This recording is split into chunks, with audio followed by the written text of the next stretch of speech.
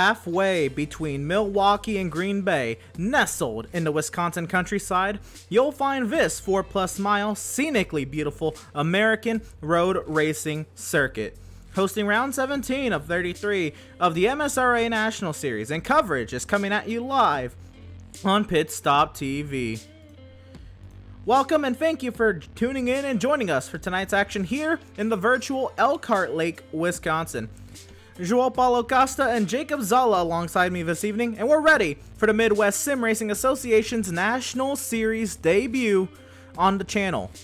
These drivers are getting ready to tackle the high-speed straights and tight and technical corners of the virtual Road America. And JP, I'm so glad to have you here with me this evening. What can you tell us about tonight's challenge?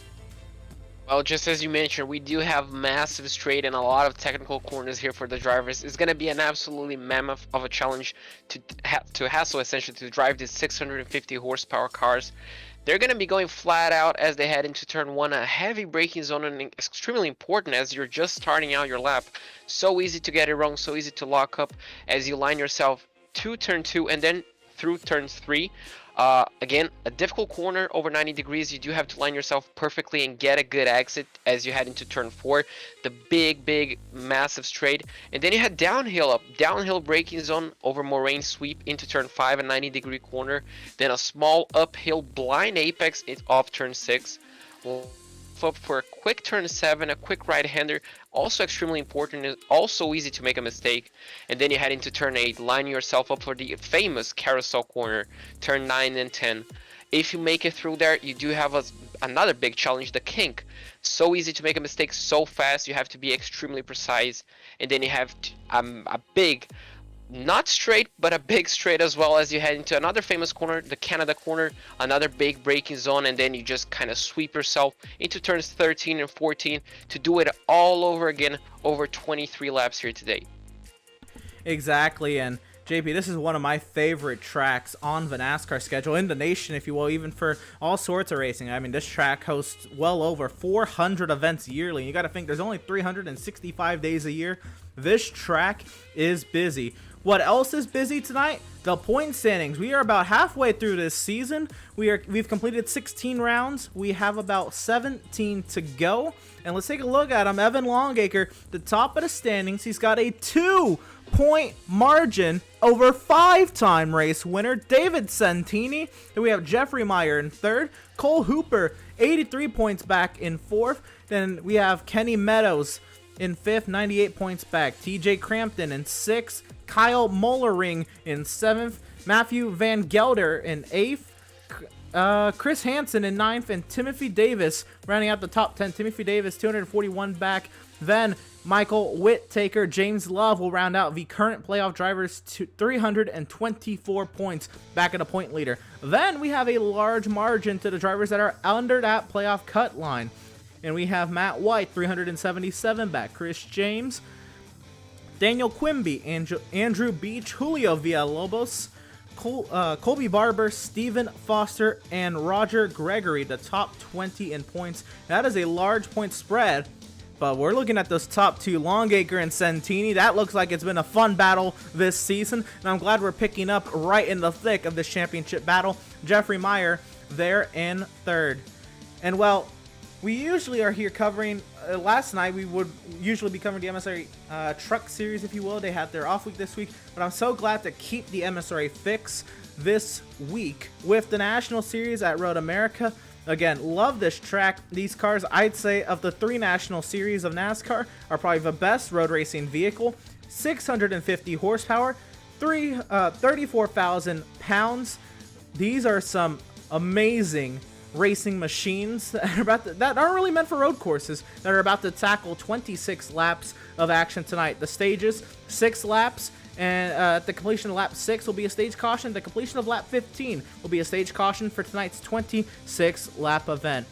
But don't go anywhere. On the far side of this break, we're going to be getting you wrapped up here in practice and heading us into qualification trials and their coverage on the far side of this break. Don't go anywhere. We'll be right back at the virtual Road America.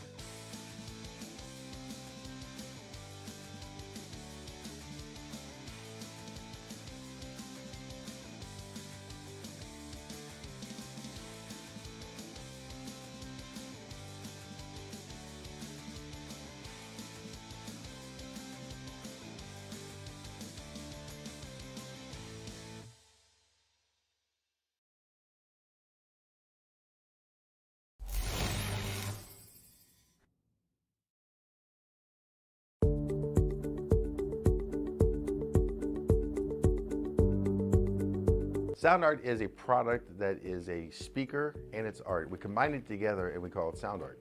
What makes it so unique that any picture can be your speaker? Sound art gives you the high quality sound without the ugly speaker. This isn't a picture with a speaker, the picture is the speaker. Just imagine your wedding picture uploaded onto a canvas and now it's speaking 10,000 tunes. I mean, it's a very cool concept. What we like so much about it that you can take anything that means something very special to you, upload it on the canvas, have it hanging up in your room, your balcony, wherever you want to put it, and now it's a speaker. I mean, how cool is that? It's something that we have that and no one has. No one has this product. It's just a great gift to give anybody. It's just a neat concept. Around here we say, art never sounded so good.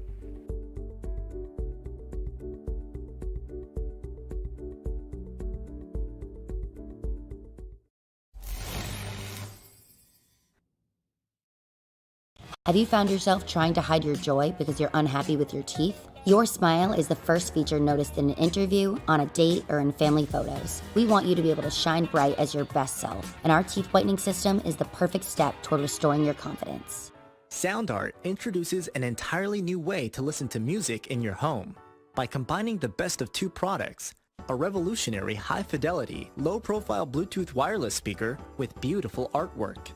Select from a library of artwork or upload your own photos to personalize your experience. SoundArt ushers in an era of invisible, beautiful, and amazing sound throughout your home and redefines your entire entertainment system. The need to reclaim your floor space and rid your home of unsightly speaker boxes that need to be bolted to the wall is now a thing of the past. Our canvas is printed on high-quality permalite by Breathing Color. And select from our gallery or upload your own. Standard sizes include 16 by 20 and 18 by 24 canvas wrapped. Custom sizing is available, as well as surround sound options.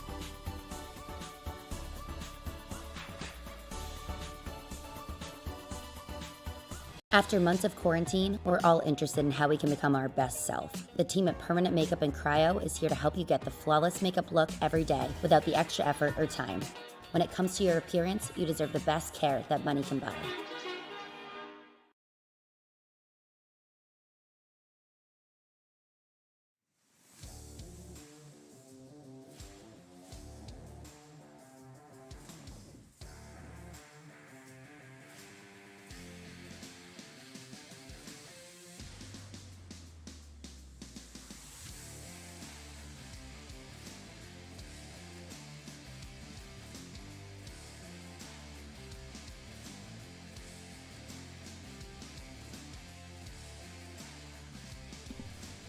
Welcome, race fans, back to the virtual Elkhart Lake, Wisconsin. We're here at the 4+ mile road course of Road America for round 17 of 33 of MSRA National Series coverage here at Road America. I am so ready for the action this evening. And before we get too far along, we do have to shout out some of the series partners that have helped make things go around here for the MSRA, like Rapid Fired Pizza.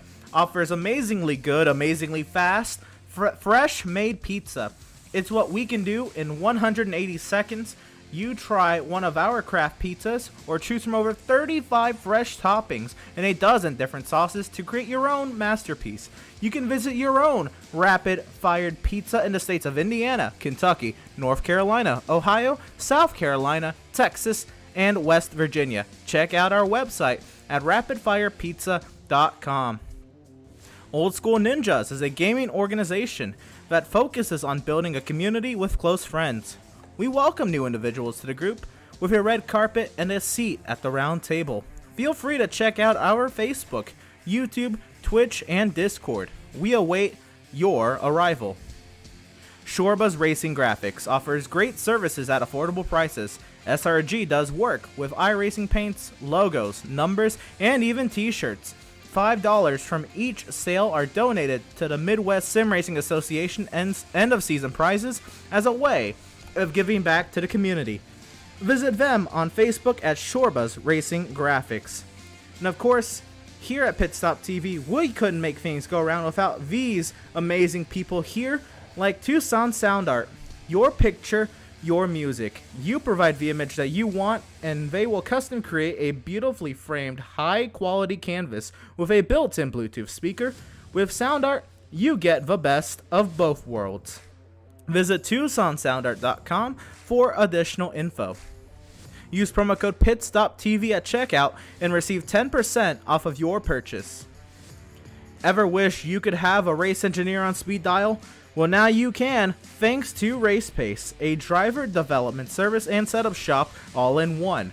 Work with Tyler, a real-world race engineer, to step up your game before your next race. Pick up pace with RacePace. When it comes to your appearance, you deserve the best care that money can buy. And with locations in Auburn, Lewiston, Naples, and Saco, Maine, Permanent Makeup and Cryo in Maine owner Ashley Boyer is a certified micropigmentation specialist who provides professional, safe, and personalized services. Contact Permanent Makeup and Cryo in Maine at permanentmakeupinmaine.com or call or text them at 207-358-8683. Whiplash Media specializes in various sim racing resources, including paint schemes, stream overlays, iRacing camera packs, and more. The official graphic and camera provider of PitStop TV, you can grab your iBroadcast cameras today at www.pitstoptv.com. And BAM Racing Videos, by a race fan, for the racing community. And as time ticks down in our practice session, Vincent Arthur over Cole Hooper, the top two in the practice charts. Vincent Arthur has half a second in practice. Does that advantage carry over into qualifying? We'll find out. As practice ticks over, we get ready for qualifying. And qualifying tonight is a 10-minute session, solo qualifying session, and you get one lap. Don't mess it up. You get one lap. One off track, your lap is over. The 10 minutes have begun now. Let's go ahead and take a look at the weather coming into today's race here. Oh my goodness, look at that track temp. 128 degrees, JP. What goes through your mind when you see that track temp? I mean, you're going to be starting to think about driving probably a little bit different when you see that track temp, because it's definitely going to shake up how the car is going to drive, how the tires are going to heat up. And I mean, with a track length like this, you know, beginning of the lap might be just fine, but the end of the lap could be crucial with no tire grip. So if drivers have not paid attention to that, it could be an interesting challenge as they head into the final sector. I'll tell you what, it definitely will make me want to think twice before braking at as late as I can into some of these corners. The air temp at 90 degrees. This is clearly summertime here in Elkhart Lake, Wisconsin. That is hot for a state in the northern states of the United States. Winds at 11.5 miles per hour as well. These cars, they're already not easy to drive on road courses. You had a very hot track and windy conditions, JP. We could see a lot of action tonight, and especially right here in turn 5. Exactly. This could shake up a lot of, you know, as you mentioned, the car is not going to be wanting to drive as perfectly as maybe it was on practice. You know, this could change up a lot of different things, especially on that wind. You know, if you just get the wind, sometimes even in a car like this, just getting a wind on the wrong part of the circuit, on the wrong part of the car, can unsettle it. And as we mentioned, one lap shootout, if you just dip a wheel on the grass, it could mean you're starting from the back, even if you have the pole position lap time. Yeah, absolutely. And we're watching Vincent Arthur work his way around the track, and he's not going all out by any means. He is taking it very easy, especially when you look at that track temp. Let's just ride on board with Vincent Arthur, and I mean, look at his telemetry. He could be going, well, he's going relatively faster to track, I guess, but I mean, this is, he's taking it easy. He knows how hot the track is. He knows he doesn't want to wear out his tires. Plus, he's got 10 minutes, you know, no need to rush. But he is not pushing by any means. Yeah, exactly. He's taking it a little bit easier, you know, probably just calming himself down, because we all know in one-shot qualifying, sometimes the heart rate can go a bit too high, and sometimes it can unsettle the driver as well. So probably just taking this moment to, you know, take a deep breath and just get on the right mindset for the all-important qualifying lap.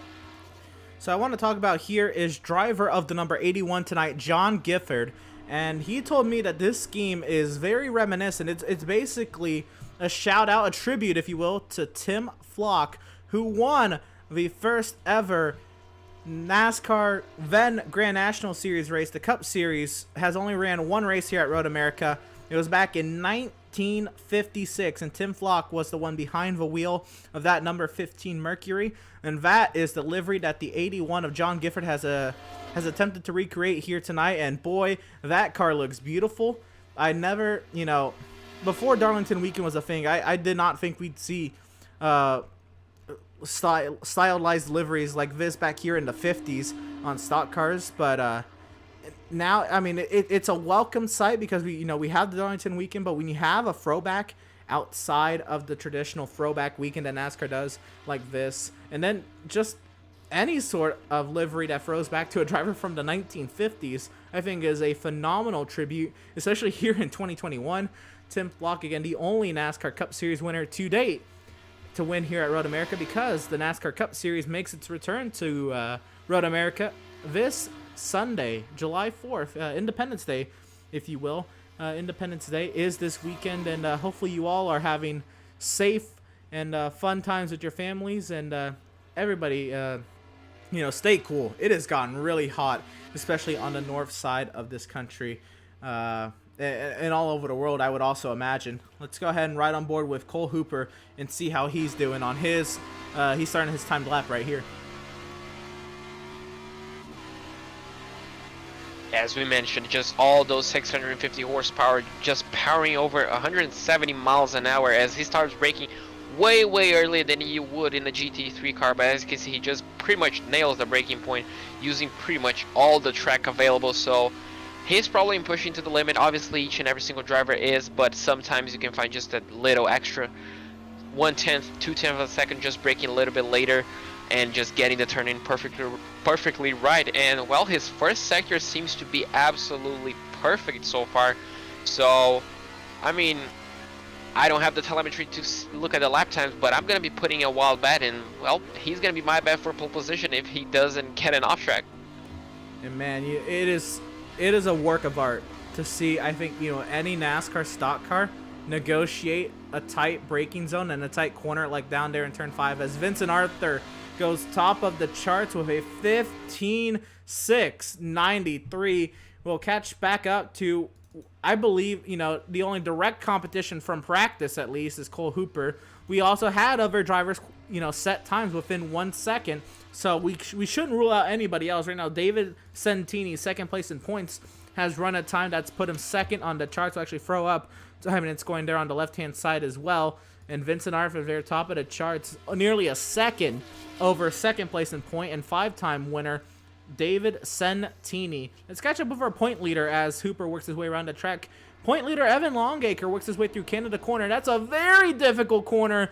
Nearly loses the back end there off of turn 12 as he roars through Thunder Valley in turn 13. On his way down to turn 14, Evan Longacre trying to help out his 2-point advantage over David Santini. Well, qualifying position better than Santini, but he is struggling for rear grip, and that's just a product of 650 horsepower on the rear tires only. Yeah, exactly. He doesn't seem to be as confident, as unfortunately looks like he only goes P4, 1.4 seconds slower than the provisional pole lap time. Now let's see what Cole Hooper has to answer. Is he gonna go on pole? Oh, he doesn't, by 0.2 of a second, so probably a mistake, but looks like Arthur absolutely nailed his lap, because we saw how quick Hooper was in the first sector, and well, if someone dethroned him, Arthur did. There's actually nobody else on the track with 2 minutes and 46 seconds. So that tells me that nobody else is going to be able to set a lap time. Alan Dawes is the only other car on the track, and he's sitting on pit lane. So this is our starting lineup, and we have 3 minutes. This is a little awkward. I was not anticipating the entire field to be done relatively quickly with their qualifying attempts. I know it was only 10 minutes, but I figured some drivers may wait till later. Let's just take a look at the weather once again and see if it's cooled off any. And it's cooled off 3 degrees, so you might have gotten some advantage if you waited a little bit to set your qualifying time, but nobody's taking advantage of this very, very marginal difference in temperature. Yeah, exactly. It looks like a lot of people may have done a small mistake. We all know how easy it is to get an off track, especially on a track like Road America, and we saw how difficult these cars are. But even with 3 degrees Fahrenheit, it could be a noticeable difference if you're running at the top, or even if you're running, in the midfield, just getting that 1/10 of a second that 3 degrees might get you. It could change up your whole order, but. Well, looks like unfortunately no one is out on the track to take advantage of that cooling track, but if this keeps on going, it looks like the racing might be a bit easier for the drivers as the track starts to cool a bit off, and well, only time will tell. Absolutely, and we have another 80 seconds here, so I want to bring up what's coming up next on the PitStop TV channel, and this Monday night, catch the BRP Pro Dirt Late Model Series, and their Season 2 tour continues this Monday night, 8 p.m. Eastern, at the Fairbury Speedway. This Tuesday night is going to be 60 laps of Talladega action for the Nork iRacing Series. They have rounds 13 and 14, a pair of 30-lap races at the Big Bad Talladega Superspeedway in NASCAR Xfinity Series cars, 6:40 p.m. Eastern. Daniel Falkenham heads the points over there. Will he be able to continue his string of dominance with a very unpredictable Talladega? And again, 30 laps, they run full fuel loads. There is no pit stops. It is 30 laps of pure racing at Talladega this Tuesday night, twice over. So you're not going to want to miss the very, very exciting and very highly anticipated Talladega duels for Nork. And then this Wednesday night, a new series to the channel. They just had their exhibition race this past Wednesday to clash at Daytona. This Wednesday night is the Outlaw Sim Series season opener at the Daytona International Speedway. Round number 1 of the Outlaw Sim Series Gunman Truck Series starts 7:30 p.m. Eastern. You're not going to want to miss it. And that is the exact moment that qualifying takes over here for the MSRA National Truck Series here at Road America. So we're going to go ahead and go through our starting lineup. And how about it? Row number 1, we're going to have Vincent Arthur, and to his outside will be the 99 of Cole Hooper. Row number 2, we're going to have David Santini and the 6 of Caleb Smith. Row number 3 will be the 95 of Evan Longacre and the number 2 of Matt Dyer. Row number 4 will be the 30 of Jacob Shorba and the 81 of John Gifford. And row number 5 will be the 51 of Ralph Hutchison and the 22 of Alan Dobbs.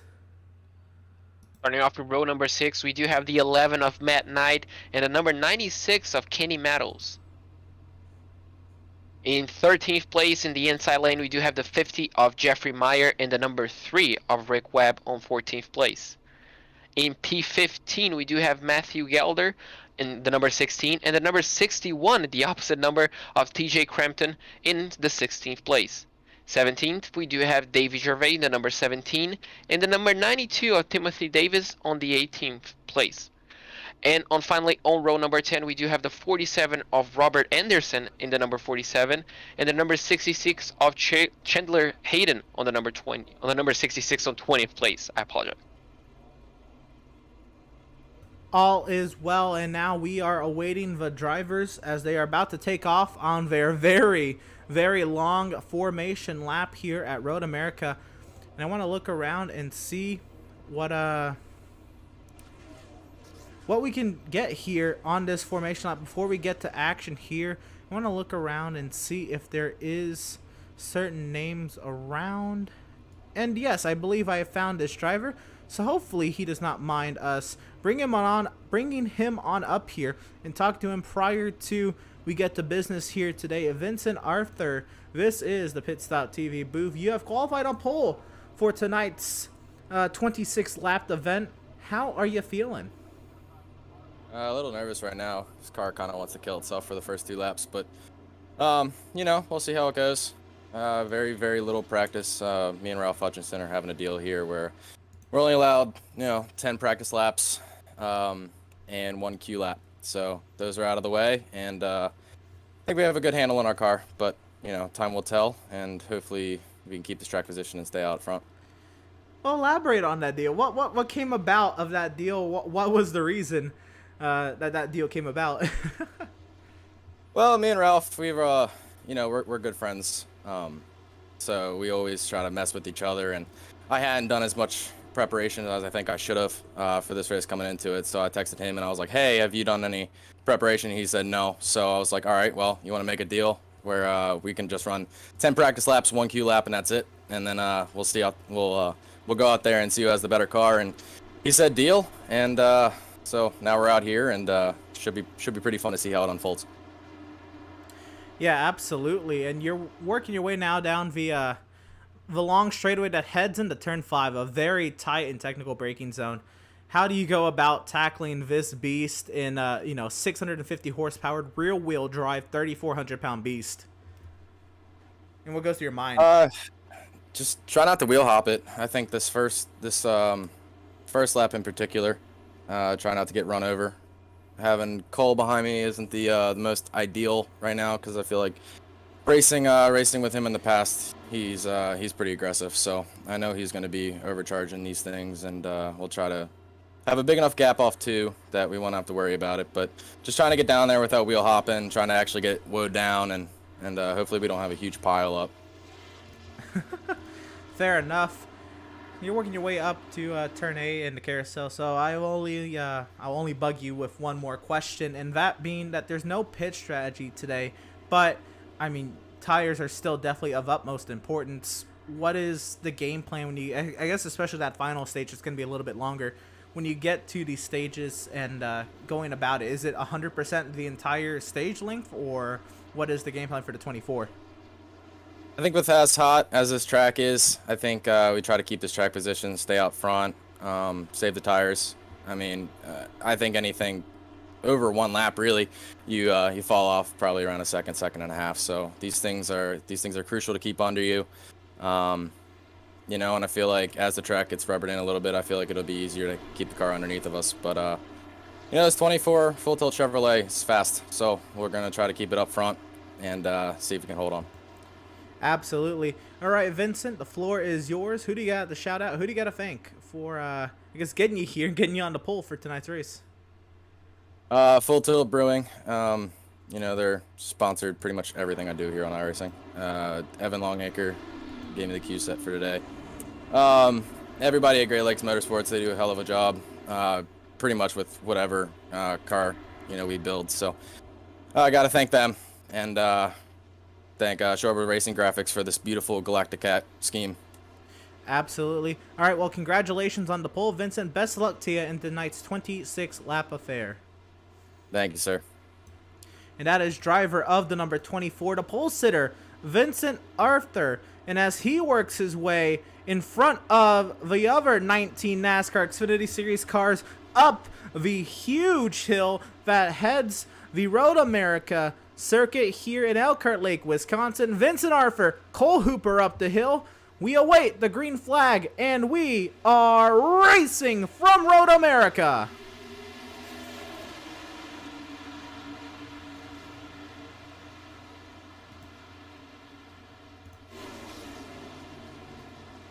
Oh, contact, the cars are going around. Right in front of the leaders is the 79. Everybody in the pole sitter, Vincent Arthur, goes around from the race lead. Calamity in turn 1. Well, I have absolutely no words. I thought he was gonna absolutely avoid it. He avoided the first car, but looks like he got collected straight after. So an absolute disaster that he started on pole position. He's now in 18th place. Caleb Smith started in 4th, but he's already running first, and he has to defend as they head into turn 5. He's gonna be on the inside lane. Can he clear? Well, unfortunately, looks like he's going to be diving down the inside. Surely, can he keep the nose within? The 51 is going to close the door, and Ralph Rutchinson, after starting in 9th place, finds himself in 1st place, barely half a lap in. I cannot believe he's gone from 9th to 1st in 1 lap. But that was a lot of calamity. I want to see if there's any more action in the rest of this first lap, and then we will get a replay and see exactly what happened. Here we go, the battle for second. Cole Hooper, who started 2nd, has fallen back to the 3rd position. Cole Hooper holding on to his number 99. Now, is there a little bit of damage, or how did he lose 2nd position? He went side by side with pole sitter Vincent Arthur into turn number 1, but has fallen back to the 4th position. Car off the track. It is it is David Gervais who's going around in the gravel trap at turn 8. And he'll find his way back onto the racetrack. Already some rear damage to that 17. Yeah, looks like some drivers will be managing damage even after the first lap. So that's going to be, unfortunately for them, they're going to have to nurse those damaged cars at least into the first caution flag until the first stage. And well, it's going to be a definitely challenge, especially those drivers who spun out, because they only have 3 sets of tires, the one that they started in, and 2 extra sets for the pit stop. So if you flat spot your tires, if you overheat them, and if you destroy them trying to save your car, you're going to be in deep trouble, at least for the first stage. Absolutely. And while, you know, these stages are short enough that pit stops are not required, like you said, if they flat spotted them, you're going to struggle for the next 5 laps. And as we start lap number 2, it is Ralph Hutchison, the race leader. The battle for second between Caleb Smith and Cole Hooper here in the 1. Hooper down the inside. He will get the pass complete. And now we're going to take a moment to look at the replay and see what exactly happened a couple minutes ago for down in turn number 1. It was definitely an action-packed start, because I saw the number 99 jumping, you know, essentially getting the lead, the provisional lead, even before the braking into turn 1. But then all of a sudden it looks like chaos erupted further back. You know, we do have 20 cars starting also close to one another, so eventually some contact will come, but it looked like it was just a cascade effect. We're going to be taking a look at the replay. If you look to the left-hand side, you're going to be seeing the 99 kind of just popping up, as you can see on the rear view mirror. You can see, does get the lead, but then on the braking zone, the number 24 just kind of gets the lead back and then has to pull up at a big avoiding action, and then unfortunately just spins out and has to see all those places he made on qualifying just essentially evaporate in front of him. I mean, that is something. And I think maybe the car that came across the screen had a little bit to do with it, because that was an unnatural move for the 24 car. I don't know if he already locked up or wheel hopped getting into the corner, but the 99, or not the 9, I'm sorry, but the car that flew across the screen, the 79 of David Santini, who's second in points, by the way, and is down with Evan Longacre. Let's see here. I think Longacre was actually right behind Santini here in the 1. Let's see what happened with the 79. And yet Longacre caught Santini. Santini goes off. Then Longacre back into traffic, and the pole sitter went around right there. And I believe that it was really only that 2-car incident. Yeah, it looked quite a bit more dramatic. Oh, just as you mentioned, we do have another car spinning into turn 2, but you know, it looked quite a bit more dramatic. Luckily, as you mentioned, only 2 cars, maybe a few others have carried a bit of damage, are carrying a bit of damage from that incident. But you know, from the initial look, it looked a lot worse. But you know, unfortunately, we do have second place in the points with one of the worst possible outcomes. He was just straight off into turn 1. You're just going to be seeing his car popping up on your screen. That's second place on the tire barrier, so not ideal for the championship, but looks like everybody kind of made it through. And just a bit of more contact into Longacre. Oh man, and the 61 there, TJ Crampton went around in front of the field, in front of the rest of the field, and that's I mean, that is it's something else. All right, we're gonna head back now to our live racing action. Excuse me.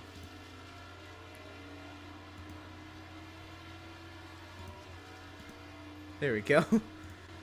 We'll get back to the live racing action here with Ralph Hutchison in the lead, just over Cole Hooper, and he's got company. He's not alone in that top spot. Cole Hooper, we saw him qualify second and have a lot of pace, but Hutchison, he came from 9th to the lead.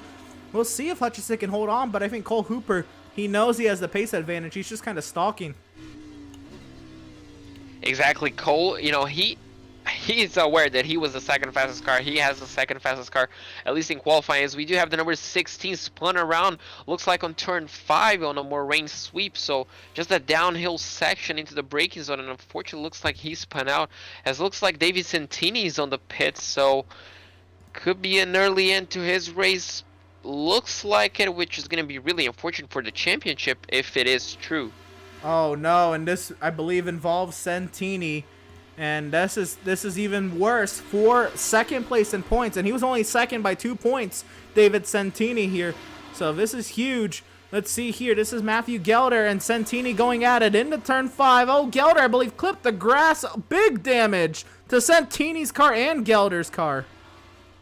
Yeah, so that's probably gonna I'm not pretty sure if that's a DNF, gonna be a DNF, or maybe just a tow to get the car fixed, but that was some big damage, you know. I'm not sure what he's gonna do, what the driver's gonna do, but only time will tell. Is we're gonna be taking a look at another replay to see again what happened. And well, that's unfortunately one of the things that happen in road racing, is because you just kind of just lost the car in the braking, and yeah, that might be engine damage, and that might be race over for the 79. And it indeed is. David Santini, our 5-time race winner this season, who was second in points by 2 points to point leader Evan Longacre, has now left the session. So Evan Longacre has now this opportunity to expand his point lead on David Santini. And we continue on here at Road America. We're now working lap 4 of 26. The stage end is in about 2.5 laps right now. Hutchison trying to hold on for a stage victory. Here they go into turn 5, wheel hopping all over one another. They're catching their wheel hops, and they work their way out of the very slow downhill corner and back up the hill for turn 6. Now this is an option corner. I think, oh, contact with the bumpers there. Hooper trying to find his way past Ralph Hutchison, and you know, this is all fair game in NASCAR. Yeah, exactly. Not something you see in general road racing, I guess, with GT cars, but definitely something that is allowed on NASCAR. But he has to be careful, because if you do that on the wrong part of the circuit, there's absolutely nowhere you can get past if the driver just sticks to the inside lane, because it just switches from, you know, right-hander to left-hander so quickly. But look at the 99, just a lot more grip essentially on the carousel, as they both kind of do miss the apex on a carousel on the exit. It looks like the number 99 might have enough momentum, but decides not to back out, as he's having a great look at the damage that the number 51 has on the rear end. So that's definitely unsettling the car, even without all the pressure that the 99 is putting on the 51, as he's going to be going deep under braking as they head into Canada corner, turn number 12. They both lock up, they make contact. The number 99 loses the car a bit under braking, but gets the job done. And well, that was an ambitious move, and well, it worked. He got it done, but is it done? Does Hutchison have a comeback? He's going to send it into 14, nearly made contact, and he's going to go off the track.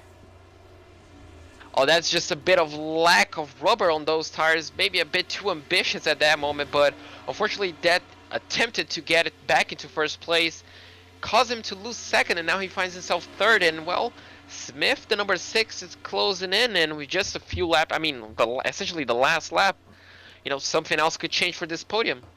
Well, we do have 2 laps to go, so what's going to happen here is, because this course is so long, the stages normally end at the completion of the lap. So stage 1 will end at the completion of lap 6. The caution will be thrown before the leader gets to the completion of lap number 6, so we don't have to add another caution lap to the process. So we will still run this lap, and we will run the next lap at green flag, but as the leader comes off of turn 14, the caution will come out. The racers will still be under race conditions. If there's any penalties, the league admins will clear them. But they will race to the finish line, and then they will catch up with the pacing queue in turn 1. They're doing this because this is a 4-mile track. It's about 4-minute caution laps. It is way too long for us to add another caution lap for these stages. And besides, these stages, these cautions that are coming out, they're not even for incident. They are purely to have the stage break that NASCAR traditionally has, and then to solidify the top 10 points, and to give those the top 10 drivers in points their points of the stage. That's all the caution is for. So they would hate to extend or change the outcome of the race because of a 4-lap 20-minute caution period. So I'm glad they're attempting to shorten the cautions. Just to explain that to you all, the caution will come out prior to the technical end of the stage by a few seconds. And well, as you mentioned, the top 10 will get those points, and the last driver right now on that cutoff is Knight on the 11th. And well, looks like he's chasing Crampton for essentially to get into the 9th place, but he's also getting a bit of pressure from Longacre, so Longacre could be trying to make a comeback drive, as now Knight completely misses the apex on the kink. That's just going to allow Longacre, getting an absolutely massive run, but you can see how much damage he has on that hood. So maybe not as confident as he was. He could be looking on the move into Canada corner. Oh no! The number 11 is giving him plenty of room, locks up, loses all grip, and looks like that's job done, as we do have a change here. The number 51 and the number 22 battling for position as Hutchinson snatches back second place, and well, Smith is all in that second place battle. Oh, I didn't mean to cut away from that battle so quickly, but Longacre did complete the pass without issue. We're now watching Ralph Hutchison try to hold on for second place. And you know what? Longacre, he needed that 10th spot from Matt Knight, and he pressured Matt Knight into a mistake down in Canada corner because, like I said, Santini out of the race. If he gets even one stage point, it now makes his point lead 2 points, and it makes it 3 points at the end of stage 1. So this is huge for Evan Longacre to get here. But right now we're watching Ralph Hutchison try to fend off Alan Dobbs, who's the current truck point leader on the Thursday series. So here he is trying to, get his feet wet with this, National Series. Alan Dobbs trying to put some runs together here and see what he can do at Road America. Alan Dobbs riding in third, right in front of the 6th car of Caleb Smith. Smith, like you said, JP, all up in this battle. Can he do anything from 4th? It's going to be really interesting because looks like Smith has at least a matching pace with Hutchinson, because they both caught up to Dobbs, and it looks like Dobbs might be on the back foot, struggling a bit for grip. But just as I mentioned, that he kind of closes in the gap for the 51 on that middle sector, so difference in setups could be playing a big part. Maybe the driving style just suits him a bit better. But as we do have, looks like the number 17 of David Gervais, a massive crash as he exits turns 1 and 2. So it looks like we do have might be another upset, as well, Cole Hooper, absolutely dominating the race so far, over 5.5 seconds to second place. That's just dominant. Cole Hooper works his way through Thunder Valley. There was a crash there in turn 3, sorry. We'll catch up with that, but Cole Hooper is coming through turn 14. There's the caution, but he is still technically racing. League admins are allowing these drivers to race to the caution flag, if you will. So here comes Cole Hooper up to the start-finish line. Cole Hooper is going to win stage 1 here at Road America. Here comes the battle for second. It's Hutchison and Dobbs. Hutchison will hold on for second in the stage. And now let's get to it. John Gifford is trying to close up on Matt Knight for 9th. Looks like these two are going to have a battle for at least a few points that could play off a big difference as they try to head into the playoffs. Looks like the number 11 might just hold this off. Oh, no! Oh, as we do have, looks like Guilford just spins out on the final corner. Can that cost him 10th place? That will. He's going to be dropping as Longacre after looks like a mistake. He's going to be saved on the ring, essentially, on the bell, as he's going to cross the line in 10th place. Saved by the bell, as you said, JP. That is correct, and that is our stage top 10. Evan Longacre will snag that final stage point. What a job that he has done here for 10th place in the stage. And like you said, he made a mistake. He was down in 11th, and I want to see we have a long caution lap, so I think we'll have the time to anyway, but I want to see what had happened to Gervais and try to see exactly. Gervais, we're going to catch this up. He's going to be on the backside of the course here, so this is going to be a little bit, but we have time. We do have time. Besides, the cautions come out not for incident anyway. This is Gervais running all by himself. Goes off the track here. I don't know if this has anything to do with Longacre. Here's Longacre in front of Matt Knight. How does he lose 10th? Does he go off here in turn 3? He goes straight off in turn 3, Evan Longacre does. So that's how he loses 10th. He falls back to the 11th position. So let's go back and see what happened to David Gervais. He works his way up the hill, and he had a huge crash coming out of turn number 1. That might be that grass-gravel mixture on the exit curb. We do see a lot of drivers on essentially each and every single car losing as he goes deep under braking. He does not take the optimal racing line, but may have got just on the tarmac. So as you can see, tire wear, even on a 5-6 lap run is playing a big factor, and that was enough to completely knock out the front bumper of his car. I thought it was a head-on collision, but maybe even a small crash like that can knock off the complete bumper. And well, unfortunately for him, on the final few laps of stage number 1. Yeah, we'll try to get a better look at it. It looks like he just got on the gas a little too soon, along with the car was really light through the exit, and that's what it looks like. A little too much throttle, and man, hits those tire barriers, and right there, that was the head-on with the wall. You know, I don't know if that would have necessarily taken off his bumper in real life. You know, iRacing is still working on their damage model by a long ways, but nonetheless, that's not going to help at all. I think there is still going to be a lot of front-end damage, and he struggled here through turn 3. Oh, no. He's just trying to make it to the caution, man. Yeah, at that point, you know, you're kind of used to the car having, you know, decent grip from the tires, but, you know, as soon as you spin out, they just overheat, and then he loses a bit of downforce of that missing bumper, and unfortunately, that was the recipe of just going out wide into turn 3. But, you know, luckily for him, he does have a caution. He can go back to the pits and repair it. Just like each and every single one of these drivers, they're all going to be diving into the pit lane, taking fuel, taking tires. And I'm not pretty sure if we're going to have a race because everybody should be taking the same amount of fuel and everybody's going to be taking tires. But entry and exit should be important if you're trying to catch up or even make any positions. Absolutely. And so here we go. Busy pit lane led by Cole Hooper over Ralph Hutchison, Alan Dobbs, Caleb Smith, Matt Dyer, Jacob Shorba, Vincent Arthur, TJ Crampton, Matt Knight, Evan Longacre. The stage top 10 as they come down to their pit boxes here, and we're getting ready for service under this first stage caution of the day. Cole Hooper finds his way into his pit box. We'll wait for these drivers to get the service. Everybody's jacking up the outside tires. Because this track's turn number 1 is a right-handed corner, they changed the left side tires first, then the right sides. Down and away is Cole Hooper. I think he took 2 tires. Oh, right in front of Alan Dobbs. So Dobbs looks like he made a position. Dyer finds himself in 3rd place. Smith in 4th. Crampton in 5th. So we do have a bit of a mix, I guess, a change in positions on the midfield, but definitely going to be, looks like Dyer. Tires. Oh, yeah, Matt Dyer had a great stop. Yeah, Dyer jumps into 2nd. Looks like, I'm not pretty sure, someone is dropping back. May have due to penalties, as we do have someone driving off, so some drivers might be racing a bit as they head out of the pit lane, but we do have a few drivers also kind of locked in position trying to get the cars repaired, I'm pretty sure. Yeah, these drivers are getting cars repaired. We saw Ralph Hutchison get 2nd in the stage. He's come out now in the 11th position. So what made me say 2 tires was Vincent Arthur, who came into his box late, was there for a while. So no, there was no 2 tire stops, but Matt Dyer unfortunately missed his pit stall.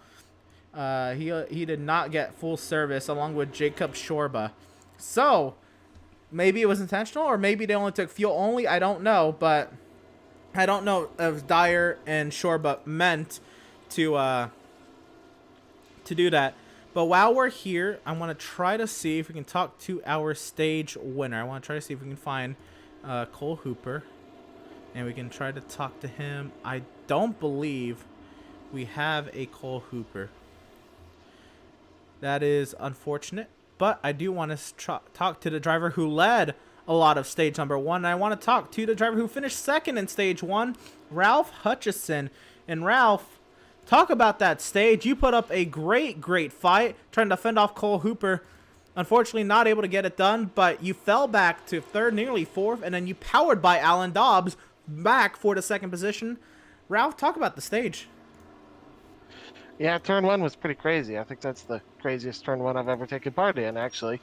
I was the most shocked person to lead lap 1 in the field. No, feel pretty good about the race car. Tick free. I wasn't expecting 120-degree track temp, so trying to get the rear end tightened up and see if I can go fight Cole. Drop into the rear here for this restart. Had a little trouble on pit road, but we did it once. We'll get up there again. Yeah, absolutely. I'd imagine there was some damage repairs on that pit stop as well. You had some damage on the rear end. It looks cleaner now. So, did you feel that was maybe affecting the car because it happened so early? You had really no idea if that damage was affecting any of your race pace.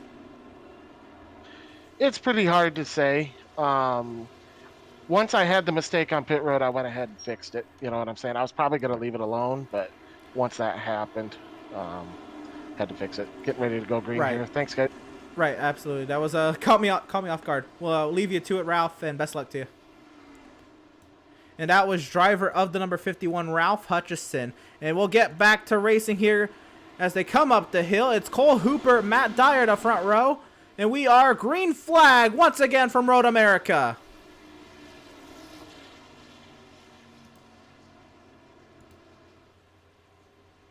And they have extended the caution period. Well. So I don't know if that was the intent. But now that they've extended the caution period, I believe we may only get one more lap. I hope we don't have to do an entire caution period with that.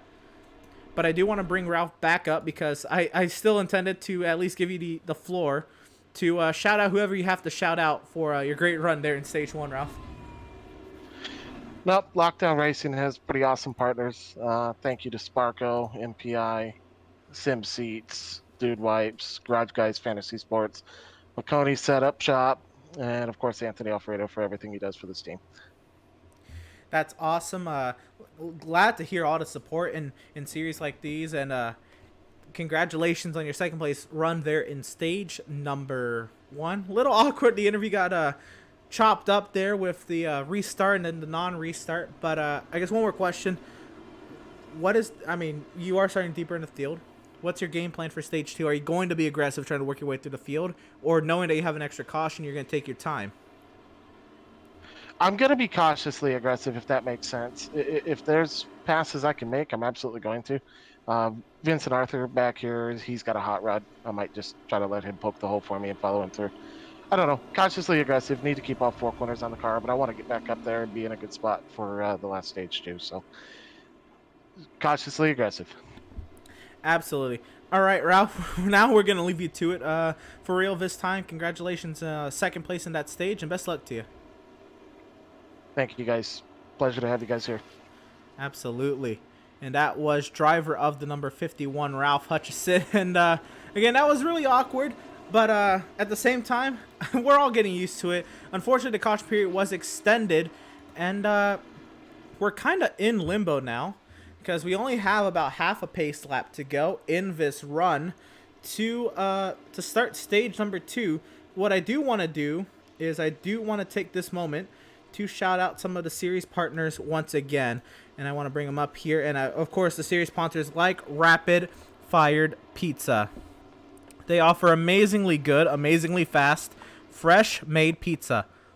It's what we can do in 180 seconds. You can try one of our craft pizzas or choose from over 35 fresh toppings and a dozen different sauces to create your own masterpiece. You can visit your own Rapid Fired Pizza in the states of Indiana, Kentucky, North Carolina, Ohio, South Carolina, Texas, and West Virginia. Check out our website at rapidfiredpizza.com. Old School Ninjas is a gaming organization that focuses on building a community with close friends. We welcome new individuals to the group with a red carpet and a seat at the round table. Feel free to check out our Facebook, YouTube, Twitch, and Discord. We await your arrival. Shorebuzz Racing Graphics offers great services at affordable prices. SRG does work with iRacing paints, logos, numbers, and even t-shirts. $5 from each sale are donated to the Midwest Sim Racing Association end of season prizes as a way of giving back to the community. Visit them on Facebook at Shorebuzz Racing Graphics. And now, I believe this time we are intending to go green, as the iRacing.com safety car heads the field through turn 14 for hopefully the final time on this stage break. Cole Hooper is our race leader over Matt Dyer and Caleb Smith. Matt Dyer, an attempt to get some track position here. Cole Hooper, the race leader, and up the hill we go. We're back to racing from Road America.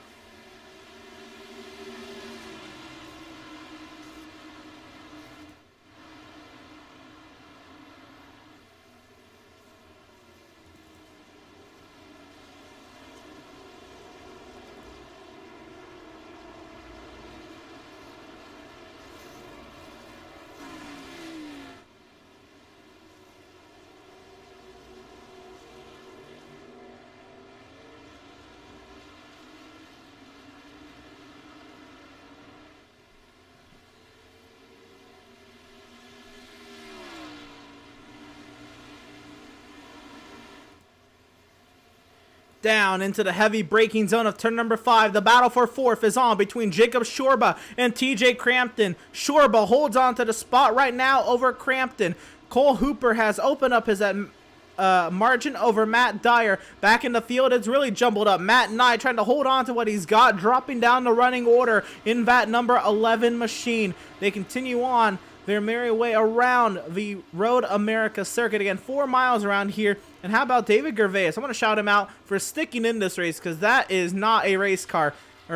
Well, that is 3/4 of a race car, if you will. Everybody very tight through here. Gifford nearly off the course. He holds on to. Somebody is off the course. That's Evan Longacre, the point leader.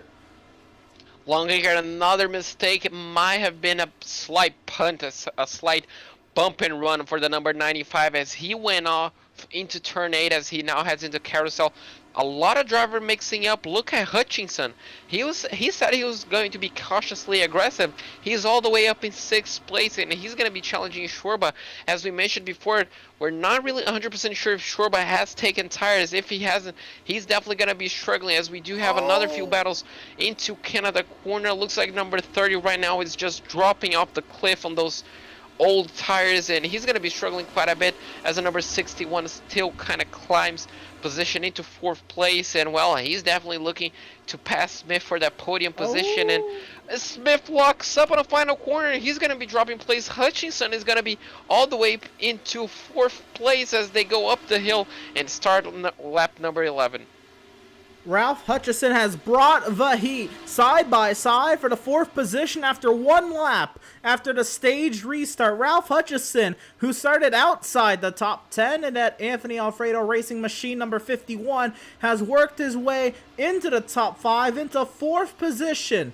That is an amazing job so far. He's still got a few laps left in the stage. The end of stage number 2 is at the completion of lap 15. Cole Hooper has a 4-second advantage over Matt Dyer, who's not doing a bad job at all on his old tires. Now, I want to try to get a replay and see what had happened to the 95 of Evan Longacre. This might take a moment here. We will see what happened here, and I believe here is Evan Longacre. This might not have been far enough. I'll try to see if this was the restart, and Longacre actually trying to fight his way back on Matt Knight. So I will go back once again to try to find our caution here. And here comes actually the battle right now on Matt Knight. This is from, Matt Knight going way wide. Actually, this is the correct lap. Matt Knight dropping positions here, so we will watch Evan Longacre. And Longacre behind Matt Knight, trying to hold on to what he's got, and this was rough. Up here now into turn number 7, he's got Alan Dobbs, again the Truck Series point leader, right behind the National Series point leader. Coming up into turn 8, did he get help? Oh no, he almost ran into the back of the 11. He had to take evasive action, and he ran off the course. Yeah, exactly. I thought it was going to be a small bump and run, but looks like he lost it all on his own. Maybe just kind of target spotting, target fixating on the car in front, and unfortunately just lost his braking point by a few meters, but incredible reflexes to avoid the collision. And I was just going to point this out. You're seeing on your screen the number 51 ahead of the number 24. Hutchinson said on the interview he was going to allow Arthur to kind of punch the hole in the air for him, punch the hole through the places, but so far on this opening few laps, it was completely the opposite. Arthur was completely following Hutchinson, and sooner or later, it looks like Arthur might be making a move, and it's going to be sooner than later because he's lining himself up for turn 1. Looks like he's thinking better of it as they're both approaching the number 61 of Crampton. And this could turn into an interesting podium place because looks like Crampton is being held up by Dyer as the number 24 just dives down the inside of turn 3. The number 51 tries to hold it. Oh no! Can he get a good exit? The number 61 gets all loose, and we could be seeing them going 3 wide in a second. Side by side down the straightaway, Crampton trying to hold on to what he's got, not get taken 3 wide. Now Hutchison all over the road. He files in behind Arthur, trying not to lock up the brakes, trying not to wheel hop behind the 24. Near contact, he got sideways. Everybody hanging on to what they got. Up the hill now, Vincent Arthur trying to get a 2-for-1 special, 3 wide into turn number 6. Hutchison trying not to go around. He holds on to it, but around everybody goes.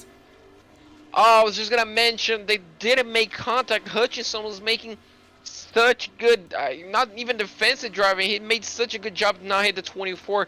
Then unfortunately just went 3 wide on a place you barely even go 2 wide. So maybe just got a bit, I don't know. He was just trying to get a little bit too much out of that corner. And unfortunately for him, he kind of started a cascade effect that ended up with him nosediving into the wall. We're gonna be taking a look at the replay because this was fantastic racing.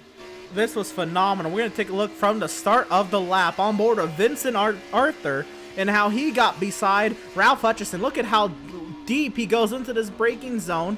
Still not able to get alongside. He actually sets him up here on the exit. My apologies. And Hutchison got sideways there. That was the big break for Vincent. Vincent sent it down the inside, trying to keep that car from wheel hopping on him. And right up ahead is where Crampton gets a little too wide on that curbing. There's a little bit of a hole there. He caught that hole as well, and now these two are side by side, right behind Crampton, and now this is insane on the way to turn number 5. Yeah, exactly. I mean, look at Hutchinson. Looks like he got the car completely out of control. Somehow he manages to match the braking, the number 24, and oh, out of the bunch, it looks like he got the absolutely best exit. But unfortunately, turn 6 is not a corner where you go 3 wide, and unfortunately, he just kind of tackles the number 61. The number 24 manages to save it somehow, but those two unfortunately end up in the wall, and the number 51 Hutchinson takes the biggest amount of damage. That's an unfortunate end, but it was such good racing. It was phenomenal. All of that was going on within the top 5, and now all of those cars nearly junked. Vincent Arthur still holds on to his podium spot. All of this is going on nearly miles behind. Race leader Cole Hooper has a 8.5 second advantage at the front of the field over Matt Dyer, who did not take tires. As we're coming around a halfway this time by, and then in the 2.5 laps, we will get the stage caution as well. But Matt Dyer, if he didn't take tires on that stage 1 caution, he's doing a phenomenal job. Exactly, he's doing perfectly fine for someone with that old tires. I mean, if he's running, I have absolutely no words how he's keeping that car on the track. It's clear that he's struggling. He's losing quite a bit of time to Hooper, and Arthur is catching him by a country mile, but he's holding his own. He's not making a lot of mistakes. We saw drivers with new tires making mistakes, but not him. And I guess at this point it's just going to be a matter of time before the 24 gets past him, and then, well, if it keeps like this, we're going to have another battle for the lead, just like we were kind of robbed on the first stage between Arthur and Hooper. And I'm excited to see who comes out on top, especially after the gentleman's agreements that they had over not practicing, outside of the session itself. So it's going to be really interesting to see how this all unfolds. Absolutely. We're coming around here. We're still watching this battle for second, but here's Cole Hooper. He comes off of turn 14, and we will now trek into the second half of this race, and we're already a decent chunk into this race, only about half an hour into this race, but still about half an hour to go, including the stage caution. Cole Hooper, an 11-second advantage at the front of the field over Vincent Arthur, Matt Dyer. Matt Dyer has now been passed for second, and there's a car off track. It's Gervais. Oh, looks like a small mistake. That looks like on the exit of Canada corner. So, I'm just going to put that on mistake under braking. Looks like may have dipped a wheel on the grass, because that's not usually the place he tried to make in the corner, but the tire barrier is unfortunately there to stop it. We're going to be taking a look at the replay to see exactly what happened. And as you can see, he already had big damage to the front end of that car, so it may not even have a wheel on the grass. We're going to be taking a look as you kind of do brake. Oh, yeah, just the smallest of dips. Can he have... Oh, my God. A fantastic job to avoid the car in front. But unfortunately, just kisses the tire barrier. Man, that is so unfortunate. But what a great job to not bring Hutchison into that mix as well. That was something else. And unfortunately, it has been a bad day for David Gervais, and has not got any better. Gervais just trying to hold on and tough it out here. And now Ralph Hutchison has come to a complete stop in the pit lane. So Hutchison getting service prior to the stage break. By the way, if this, if they're going by real NASCAR rules, you cannot pit in the final 2 laps of a stage. So I don't know if he got the pit lane prior to pit lane closing, but pit lane should be closed 2 laps before the stage. Now, I don't know if a penalty for this car would even matter, because he's going to be nearly a lap down if he's not a lap down already by the end of the stage, because our race leader is already coming through Thunder Valley in turn 13, coming around to start the final lap of the stage. I mean, Hooper is just on this stage. He was just on a class of his own on stage number 1 as well. And, well, he has all the experience in the world right now on running on clean air. You know, he's just pumping out tires, essentially practice runs for him. As Rick Webb, unfortunately, looks like he lost the car on turn 8 under braking, and he's another one to lose. It looks like he only lost the hood right now and not the front bumper, so that is interesting to see, but we're going to be taking a look at that. But it's going to be an interesting challenge to see what Hooper can do on the final stage, as we're going to be taking a look at what happened on the car number 3 on turn 8 right now. Yep, well, here he comes through 6 and on his way to 7. He's got the 50 of Jeffrey Meyer pressuring him from behind through turn 7, a little wide. And loose through 7. Hold on to it. He clips the grass on his way to 8. He's all over the road. And contact with Jeffrey Meyer. Oh, boy. You know, that was a relatively hard hit. But he only lost the hood, like you said. That should be a relatively easy fix. And the front nose is still on there, which hopefully means not too much front end damage. And tires are better to hit than concrete. Yeah, exactly. Tires are much nicer to your car than concrete. And as you mentioned, we're just going to have to take a look. It should be a quick repair. Obviously, he's going to be losing time on the pit lane, but you know, it's better to lose a few seconds than whole minutes fixing your car. So it's not over yet. There's still yet to enter the longest stage so far.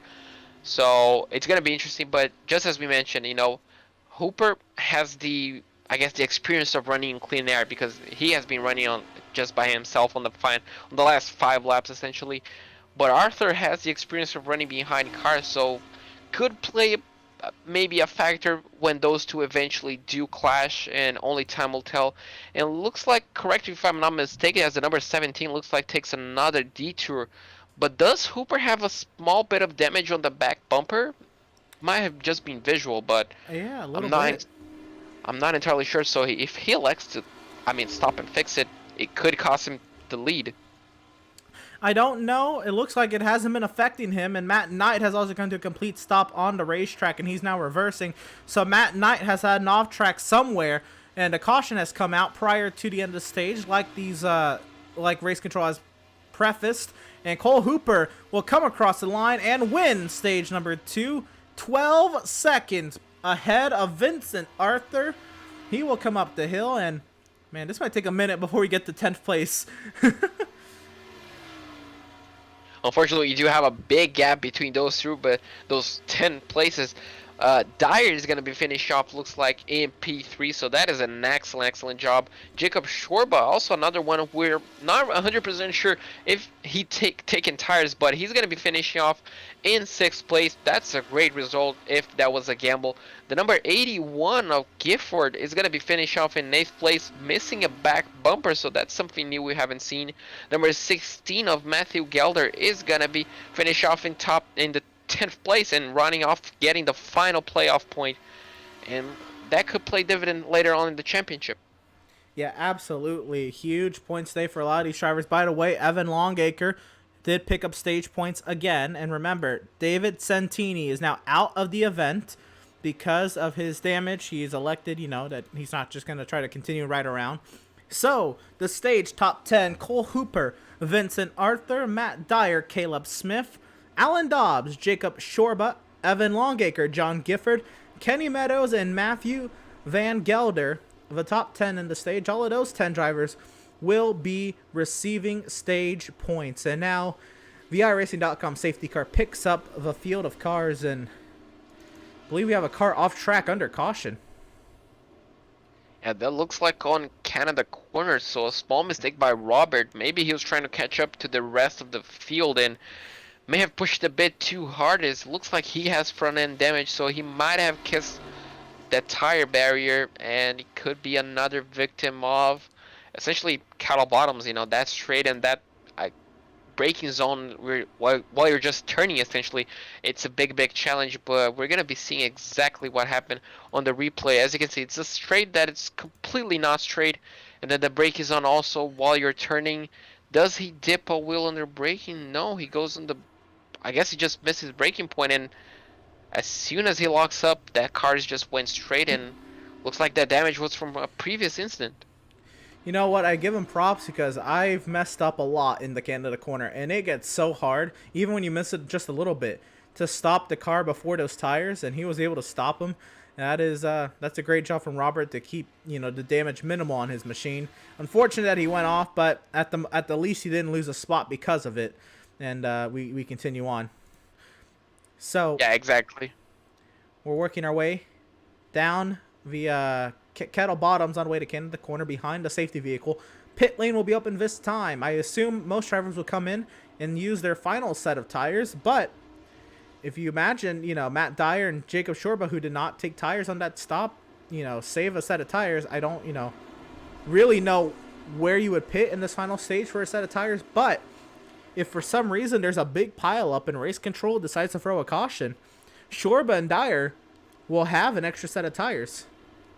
Yeah, exactly. They could be in a prime position to take that extra step, but you know, even if they just use 2 out of the 3 sets, you know, Dyer and Shorba, they completely nailed the gamble. You know, they're in 3rd and 6th place respectively, so they completely nailed it. It's just gonna be a race on the pit lane. You know, these drivers are just on the limit, and well, will Hooper take the extra few seconds to fix up that damage, or will he just drive with the damaged car? I mean, we're gonna find out in a few seconds, but I'm definitely excited to see who comes out on top, the number 99 or the number 24. Well, we will see as pit stops are underway for the final stage here in the virtual Road America. And Cole Hooper is in the box, and Vincent Arthur was much closer this time, so hopefully I don't get confused in that matter. But everybody getting their right side tires, and like I was saying, pit crews usually change the tires on the outside of the pit box first, and the race off pit lane, Arthur will get second over Dyer, behind Hooper, and then Dobbs and Caleb Smith. And the rest of the field works their way off the pit lane. Actually, Cole Hooper is down in second. Oh, looks like we do have a change for the lead, maybe. I'm looking at another few positions, but I just need some seconds to confirm. But we could be seeing a lead of change on the pit lane. That's interesting. We're going to watch the exit here, and there we go. The right sides have been changed, and now the lefts. Here we go. And we're waiting down and away, and to the line. Arthur did beat Cole at the line, at the cones right there. Well, that's the advantage of having the last pit stall. He was nowhere near the speed that the number 99 was carrying, but just having that, I mean, that shorter distance essentially just absolutely played off in his favor, and he's going to be leading off just like he was on stage number 1. So it's definitely a shakeup for the final stage, and I'm definitely excited to watch what's going to unfold out of this. I'm going to look around here, try to figure out if there's some drivers around who were up there in the top 5 in the stage that we can see if we can talk to here. We're looking around. Just because it's been a wild day. We've talked to the pole sitter. We tried to talk to Cole Hooper, but we cannot. Matt Dyer is not reachable for us, along with Smith. Alan Dobbs, I guess, is there in 5th. We can bring up the truck point leader. Why don't we? Let's bring up the MSRA truck point leader, Alan Dobbs. And Alan, you've been running pretty decent all day. What do you make of this road course racing thing?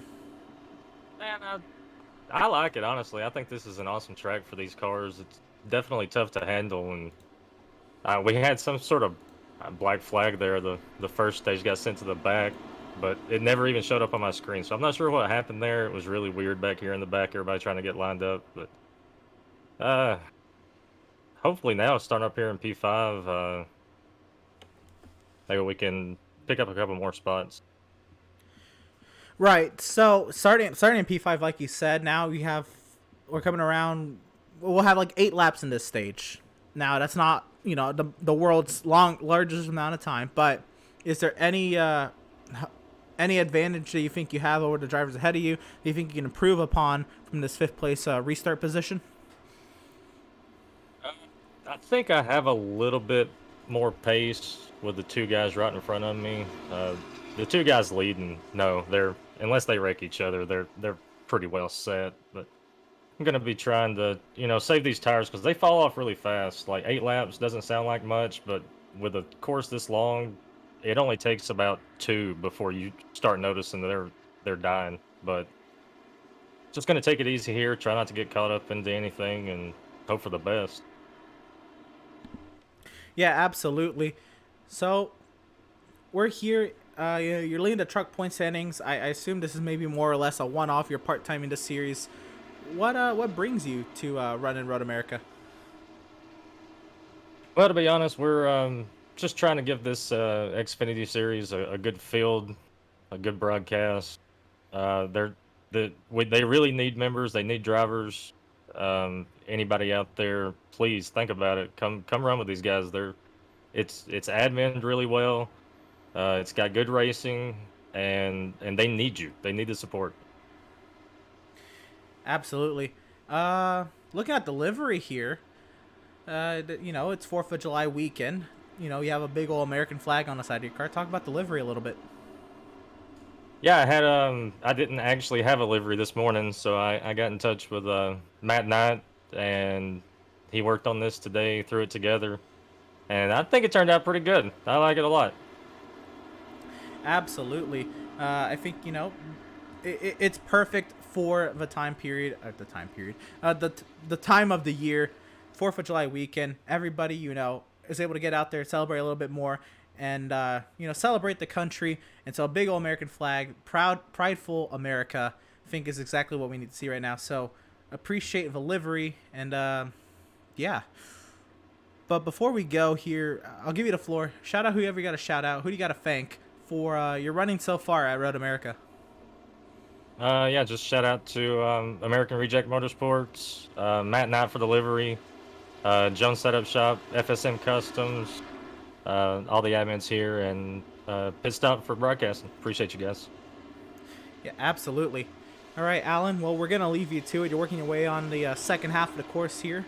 Best luck to you in this final stage, and hopefully we'll talk to you on the far side. Hope so, buddy. Thank you. Absolutely. And that was driver of the number 22 and the MSRA Truck Series point leader, Alan Dobbs, again running part-time here. And like he said, just trying to give this field a little bit of field size to help him out tonight. And so, while we are here on the back side of the course, I do want to shout out some of our partners here at PitStop TV, like Tucson Sound Art. Your picture, your music. You provide the image that you want, and they will custom create a beautifully framed, high-quality canvas with a built-in Bluetooth speaker. With Sound Art, you get the best of both worlds. Visit TucsonSoundArt.com for additional info and use promo code PitStopTV at checkout for 10% off of your purchase.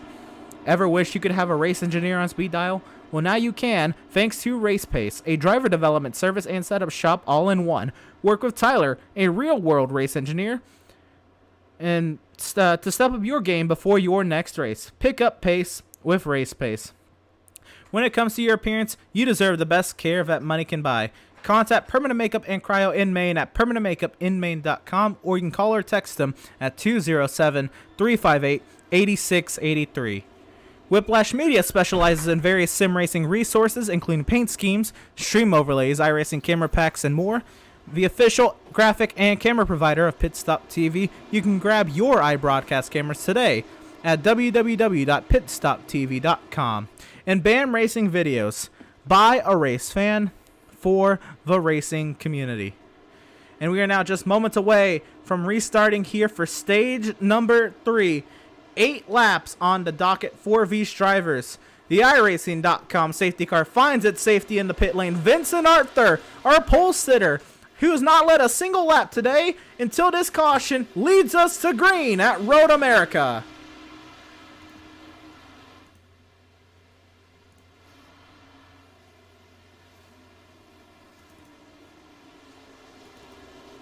Oh no, contact! Several cars off the track. The 96 of Kenny Meadows. The 16 of Matthew Van Gelder.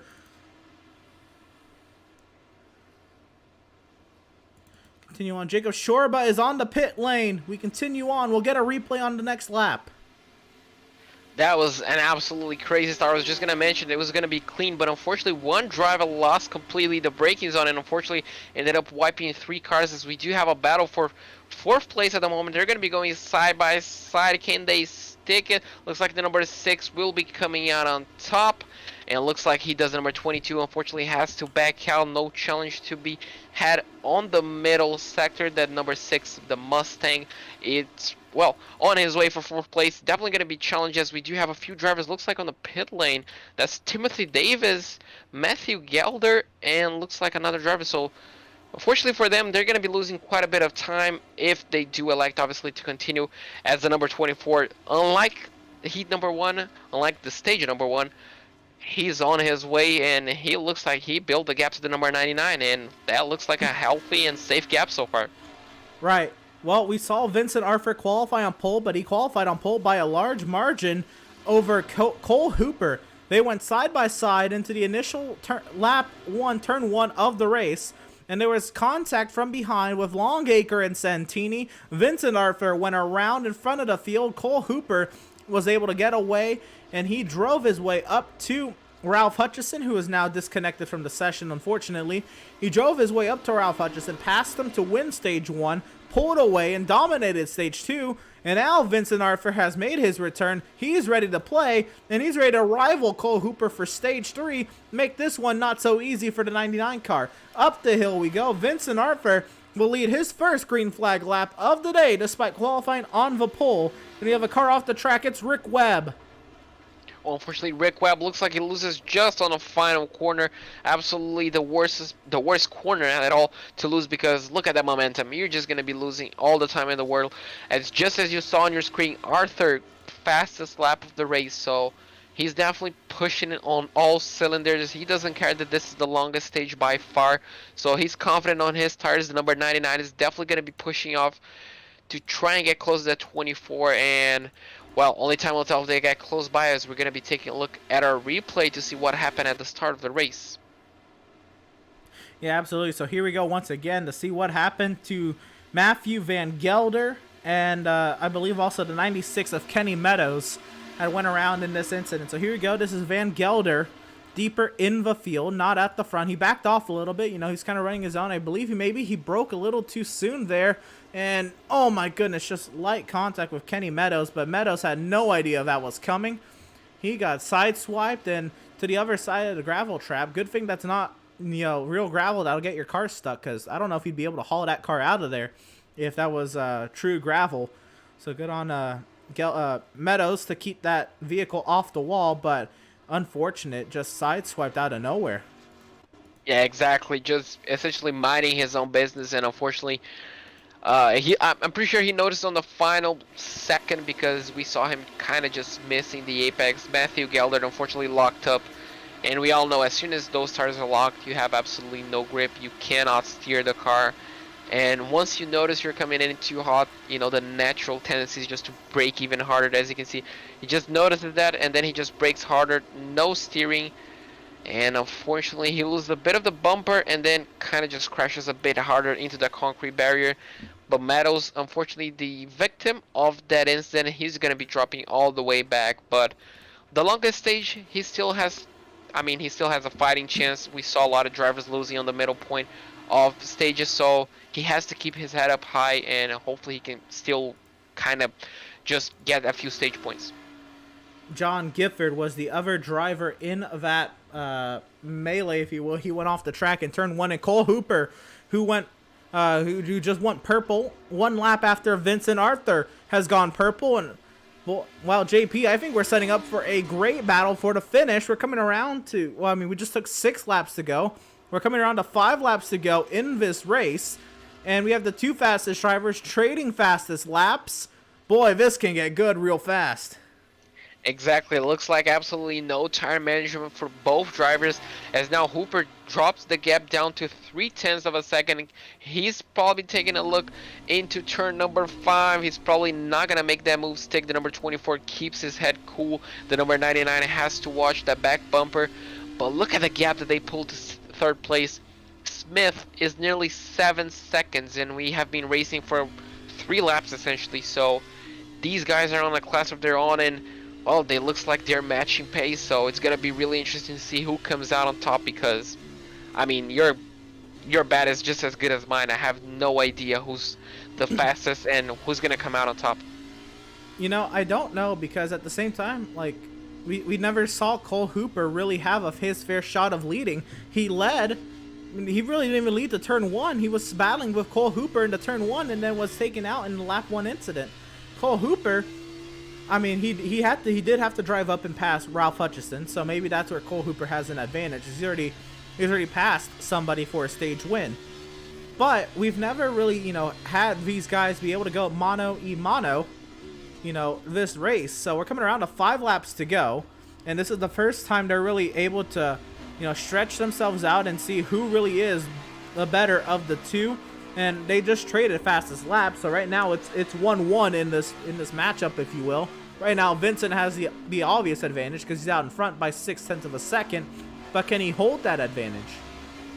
Yeah, exactly. That's gonna be the question. I mean, he kind of did extend that pace, the gap, sorry, within the second sector, but you know, looks like Hooper just kind of has the car dialed down a bit, dialed better on the final sector. He just kind of closed the gap. Obviously, he has the advantage of the slipstream, you know, just kind of pulling his car back in, and as you can see, just closing the gap under braking, under acceleration. So he seems to have the first sector nailed down as they're approaching a lapped car at the moment, so that could also play a big factor, as Hooper right now misses the apex a bit in turn 3, and that's going to be losing him at least a few tenths of a second, but he's still crucially within that 1 second gap to get the slipstream. They worked their way by a lapped vehicle there, and now Arthur has a little bit of an advantage down the straightaway. We'll see if Hooper can close it up in the braking zone. Look at him get that wide arc into the corner, trying to muscle around this 3,400 beast in this delicate dance. 650 rear horsepower to these cars. If you are brave enough, you go first gear, down in 5, back there in 6, and up here in turn 8 to get this beast to turn and navigate the curbs. Cole Hooper is trying all he can. Here we go in the first gear through turn 8, trying easing onto the throttle once again in this tango with you and the race car into the carousel. 4.5 laps to go. Hooper, he sees Arthur now opening up the advantage up to 0.7 of a second now. Maybe the carousel is not Hooper's part of the track. Can he close it up in this back half? Only time will tell. He's going to be getting the slipstream effect as they head into cattle bottoms. This trade, the number 81, unfortunately makes a mistake out of turn 8, and looks like the 11 of Man Knight out of turn 5. So it looks like a few mistakes are being made by a few drivers. Yeah, looks like quite a bit has happened while we were looking at the lead battle. We're going to be taking a look at the replay to see exactly what happened, because, well, as we got distracted, quite a few things. We're going to be taking a look first at the number 81 of John Gifford. So as you can see, he's already struggling. He doesn't have the full back bumper, so he's going to be losing a bit under downforce. And it looks like he just kind of turns a 22 on a small mishap, I'd say. He may have thought that he was clear, but unfortunately he wasn't. The 22 kind of just kissed the wall, and then later on the number 81 just kind of loses on turn 8. So a bit of a weird incident between these two. Right, and then Alan Dobbs just goes off here. Oh no! He just nosed it into the barrage. John Gifford was able to get away relatively well. We go back here, try to get the caution, or I'm sorry, not caution, the replay to see what happened with the 11 car, Matt Knight, who had his off all by himself on the way down to turn 5. Yeah, so turn 5 we have to remind everybody because it is such a difficult braking zone. You know, you're heading downhill, especially in cars like this. You're already braking way earlier than usual, so you're kind of just carrying a lot more speed, and then the car is just trying to wheel hop, trying to do everything. Oh, unfortunately, he just clips that bump that you have within the curb. So if you just go a bit too tight on the curb, you're just gonna be hitting a small bump, and that was enough to unsettle that 3,000-pound car, and unfortunately that was all she wrote. Luckily for him, no damage done to his car. So we have more mess back here. This is recent. Robert Anderson has his off-track excursion here into turn 12 in Canada Corner. He goes off the track, loops it, gets back going, but wait, there's more. David Gervais is approaching the slower 47 vehicle. He tries to send it in turn 13, goes wide here through 13, tries to hold on to it, nearly loses the car. He will hold on to that vehicle, and then there was another vehicle off the track I did not necessarily catch, so we will not have a replay of that. But a lot of little mistakes going on all around the field, and it just proves how tough this track is, and I think it proves, you know, how great of a job the drivers up front are doing. Vincent Arthur, who has now opened up a second advantage over his main competitor for today's race, in this race, Cole Hooper, who won the first 2 stages, now in a hole with 3 laps to go. Yeah, exactly. He did perfectly well in the first 2 stages, but looks like right now his tires may have seen the better of him. He's only a second behind. I mean, that is not a big gap at all, but looks like Arthur just is, you know, just sliding just a tiny bit more ahead of him on one corner or the other. As you can see now, the gap is nearly 1.2 seconds, so it's just those fine margins that just dictate the pace between these two, and looks like Arthur right now has just edged him out just a tiny little bit better, and well, he in a few minutes might just have that breathing room, and that's just gonna allow him to pull ahead. But I'm pretty sure Hooper is not gonna make it easy, and he's not gonna allow any mistakes by Arthur. Absolutely not. They continue on their way around this 4-mile plus American road racing circuit, and you think of Road America, and like I said in the intro, they host nearly 400 events in a normal year.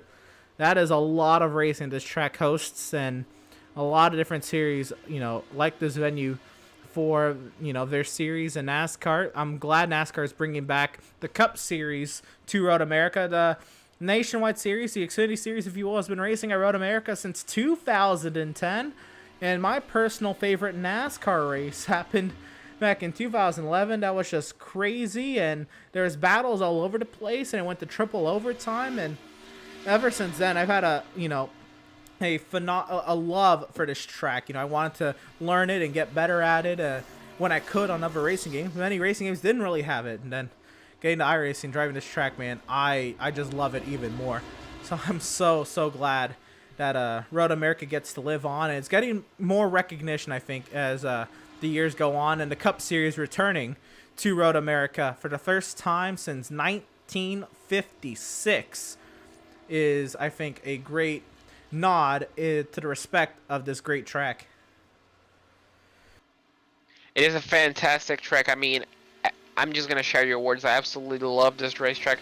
I've driven on here on iRacing on pretty much each and every single car there is to drive, and you know, it just feels as amazing on every car. You know, you do have different challenges that each car obviously takes into it, but it's just a fantastic fun racetrack, and I'm sure these two are enjoying it. Arthur is definitely enjoying more than Hooper, as right now he nearly edges a 2-second gap, but I'm pretty sure these two have a smile on their face because, I mean, they are matching pace. I mean, that's just so difficult to find on road racing, and I'm sure Hooper is giving his absolute best, and Arthur, you know, just under pressure to not make a single mistake to lose that lead that it took in nearly 7 laps to build.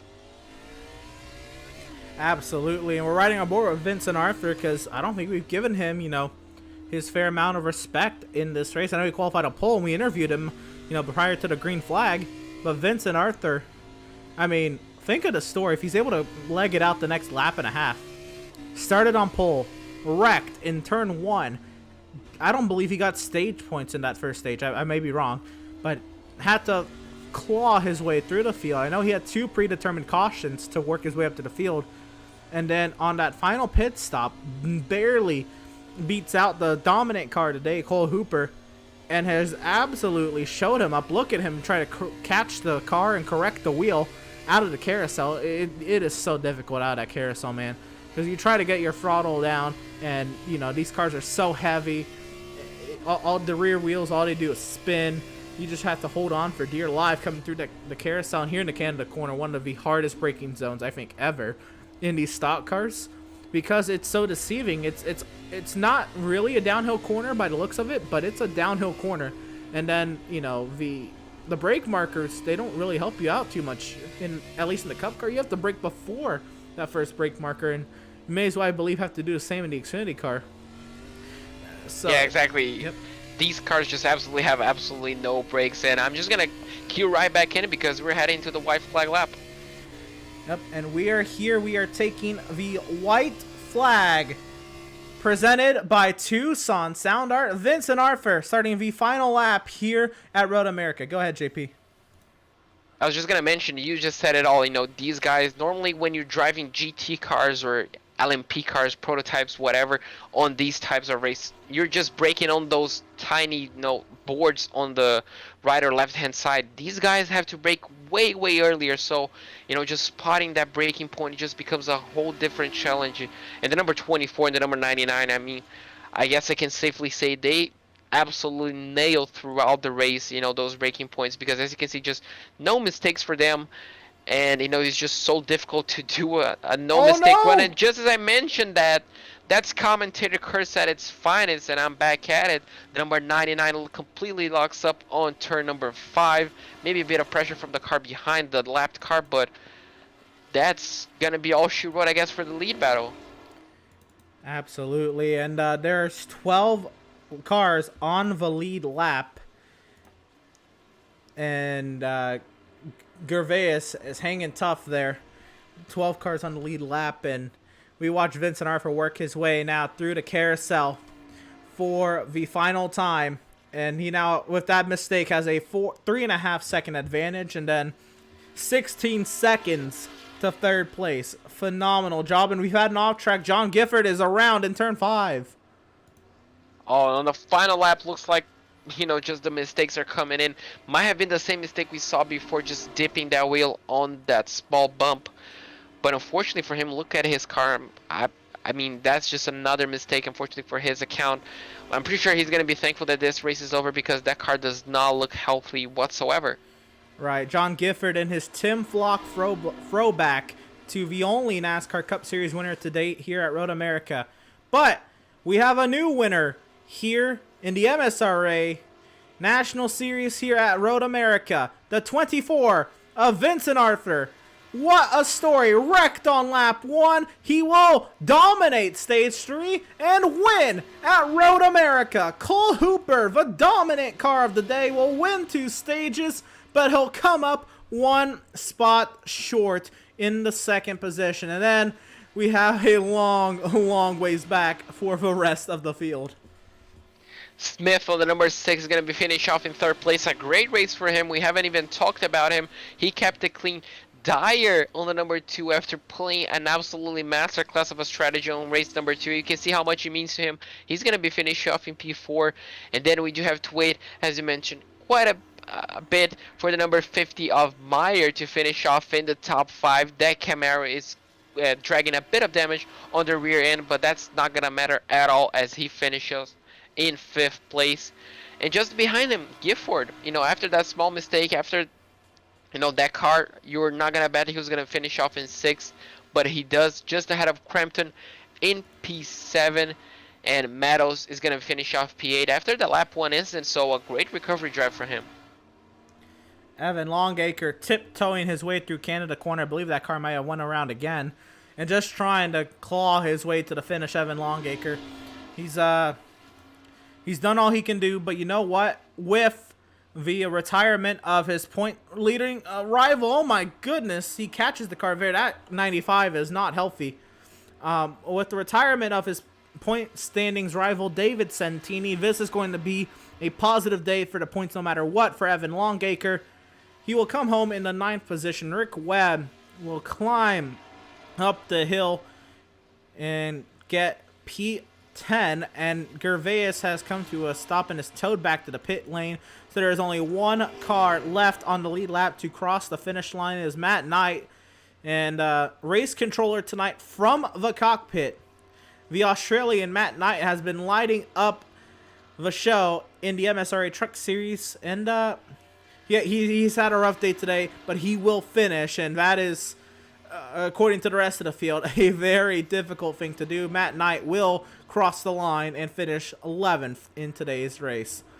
We'll catch up here with Vincent Arthur as he finishes up his cooldown lap with Caleb Smith just behind, and what a run for Vincent Arthur. Like I said, he was facing the wrong way after the first corner of the race, and he wins.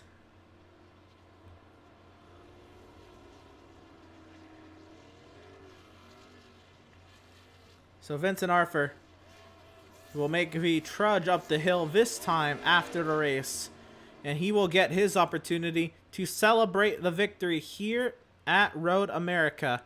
Vincent Arthur got it done today.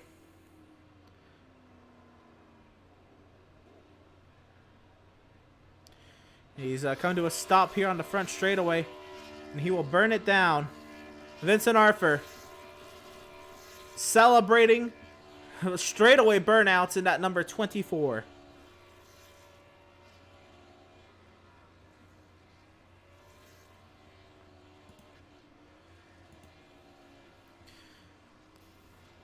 So as Vincent Arthur does his celebrations on the front straightaway, we're going to step aside. We're going to take a quick break, and we'll be right back with post-race coverage here of the MSRA National Series from Road America. A great show, and out of nowhere, really, Vincent Arthur takes the win here at Road America. Great, great show. We'll be right back with post-race coverage on the far side.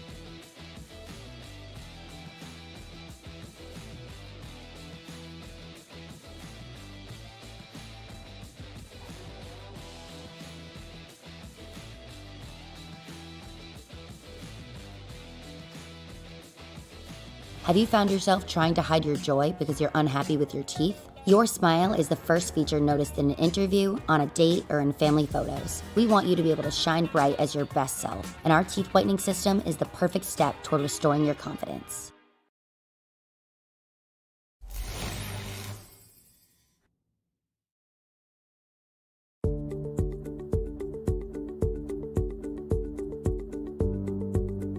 Sound art is a product that is a speaker and it's art. We combine it together and we call it sound art.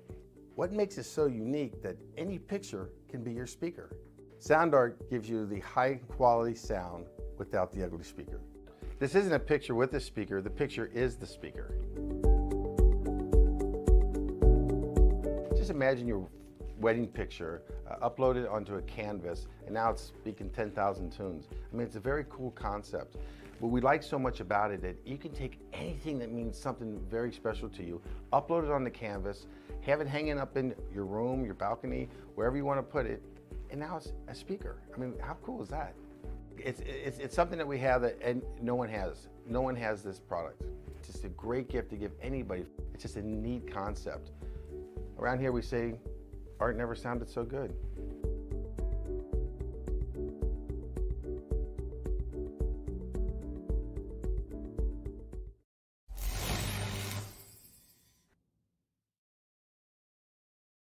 After months of quarantine, we're all interested in how we can become our best self. The team at Permanent Makeup and Cryo is here to help you get the flawless makeup look every day without the extra effort or time.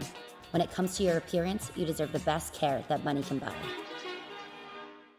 SoundArt introduces an entirely new way to listen to music in your home.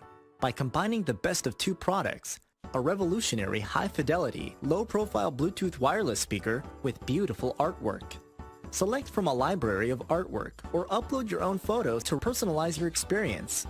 SoundArt ushers in an era of invisible, beautiful, and amazing sound throughout your home and redefines your entire entertainment system. The need to reclaim your floor space and rid your home of unsightly speaker boxes that need to be bolted to the wall is now a thing of the past. Our canvas is printed on high-quality permalite by Breathing Color. And select from our gallery or upload your own. Standard sizes include 16 by 20 and 18 by 24 canvas wrapped. Custom sizing is available, as well as surround sound options.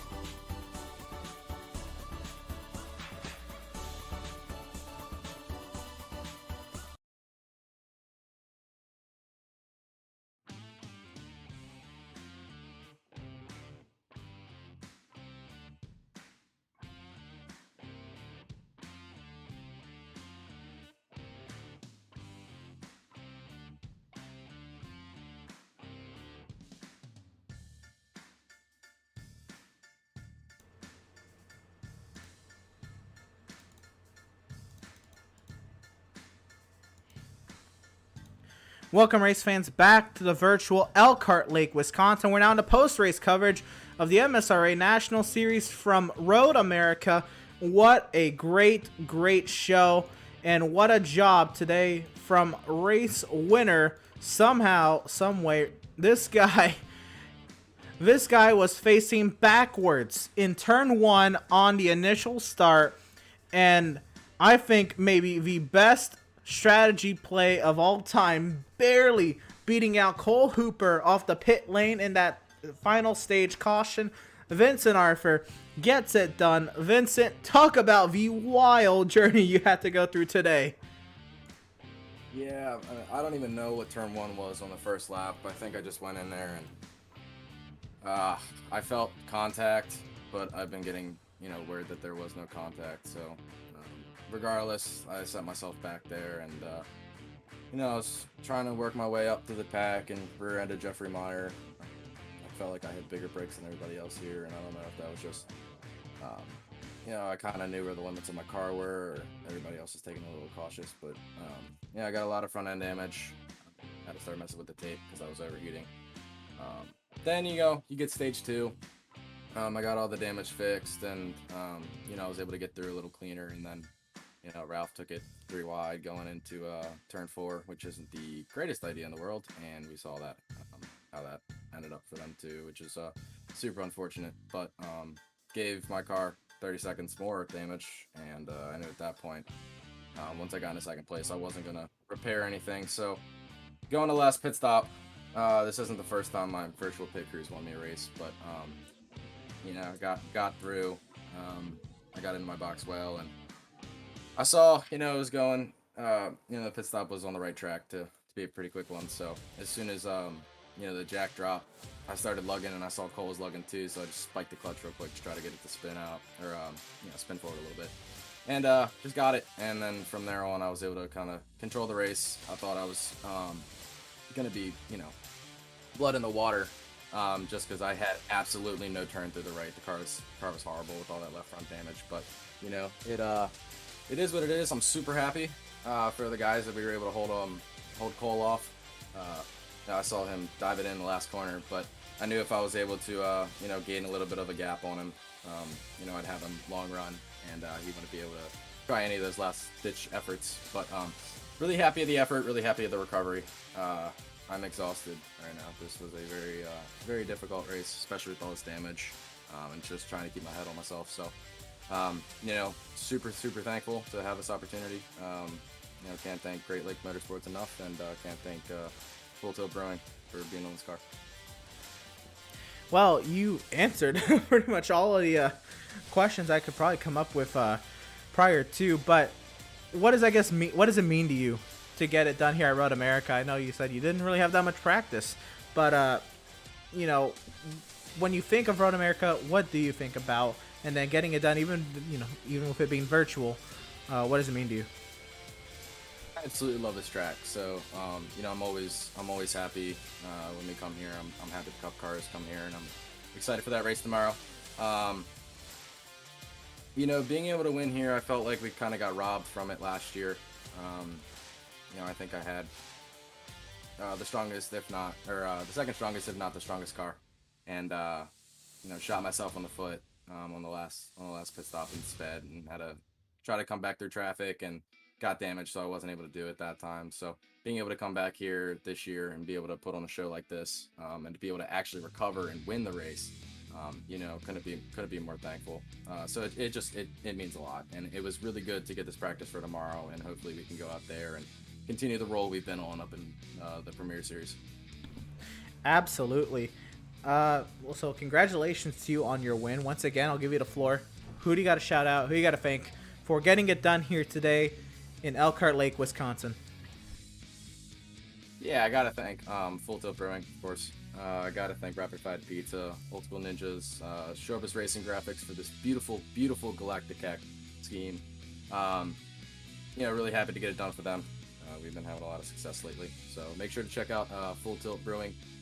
They're a local brewery out of Baltimore. And, they're my longtime sponsors. So really happy to get it done for them, and thank you guys for putting on this broadcast. Absolutely. Once again, congratulations on the victory here today at Road America. One of my favorite tracks, so it's glad to know that you share that love for this track, and it was evident the way you drove today, even with the beaten and battered car. Congratulations again on the win. Best luck to you tomorrow in the Premier Series. Thanks, guys. Absolutely. And that was race winner Vincent Arthur. But there are always two sides to every story.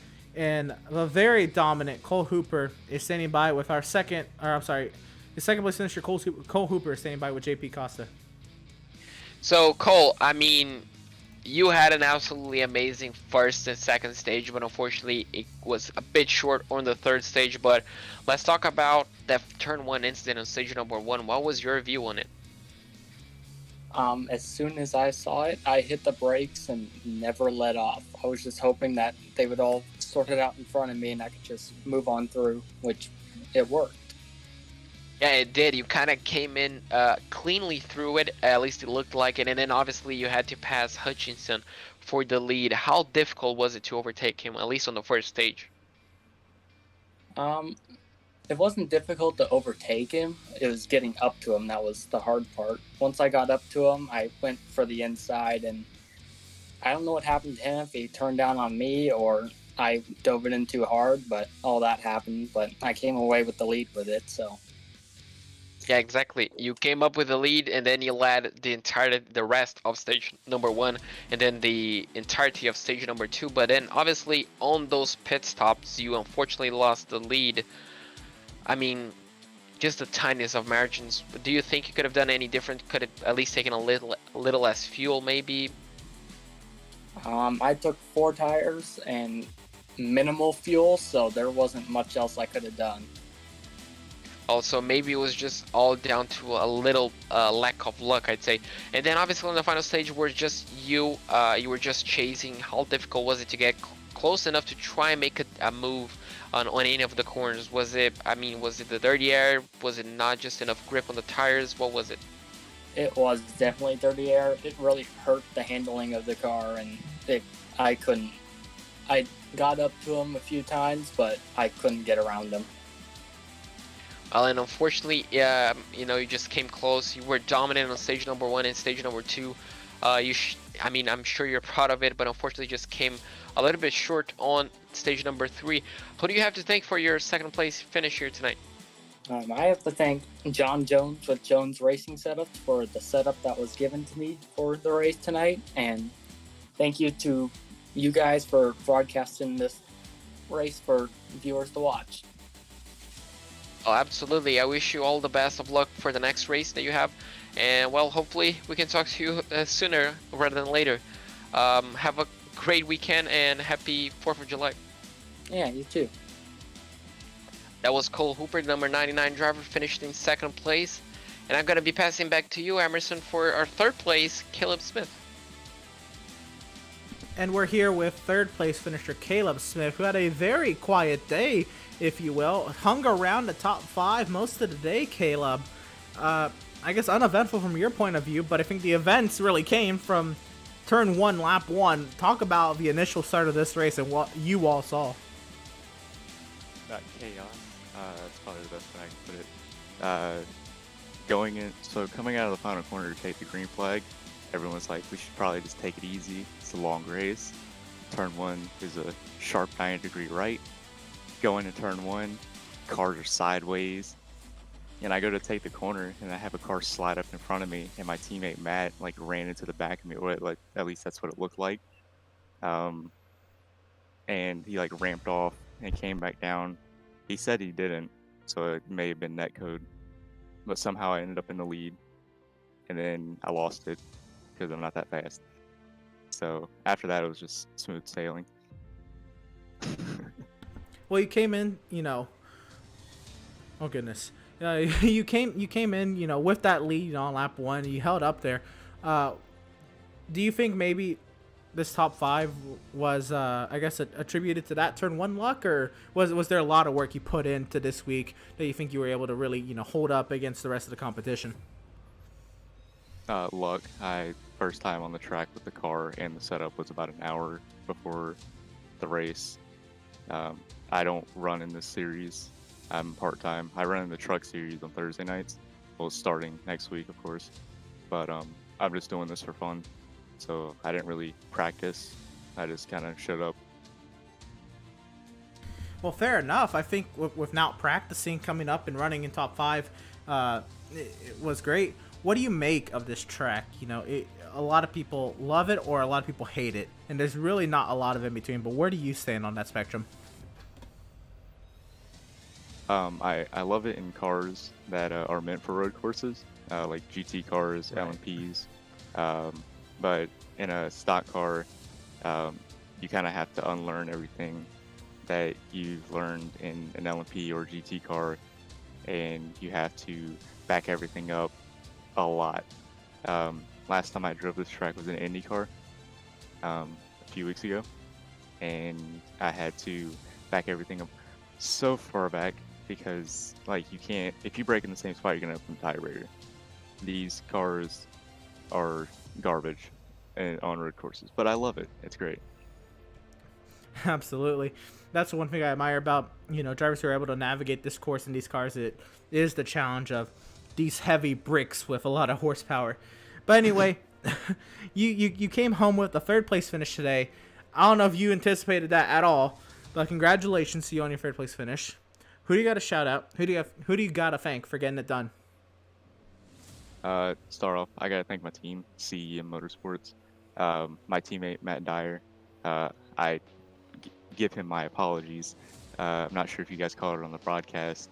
I think we were 3rd and 4th, or no, 2nd and 3rd, and going into the left-hander before the carousel, I misjudged my braking point and went to the grass and smacked his left front. So not planned at all. So I do apologize to him because he probably would have finished in front of me had I not given him damage. But I want to thank the team, Matt, Ray's Energy, even though they weren't on the car because an hour before you can't really put together a paint scheme. And that's about it, honestly. Right on. Well, once again, Caleb, congratulations on the great run. We are also broadcasting races on the Truck Series side, so we hope to see you there. Best of luck to you on your next MSRA endeavor. And yeah, hopefully we're talking to you then. Thank you. Absolutely. And that was our 3rd place finisher, Caleb Smith. And JP, I mean, what a great show we were left with here today at Road America. This is, I guess, your first foray into stock cars on road courses. What did you make of the challenge? Understanding, how difficult these things are to drive when it's not an oval. And then, was this race what you expected? Yeah, exactly. I mean, not being obviously from the US and not having all this touch with stock cars, I normally just watch the road racing, and is exciting, chaotic. You kind of be on your edge of your seat all the time, and this was no different.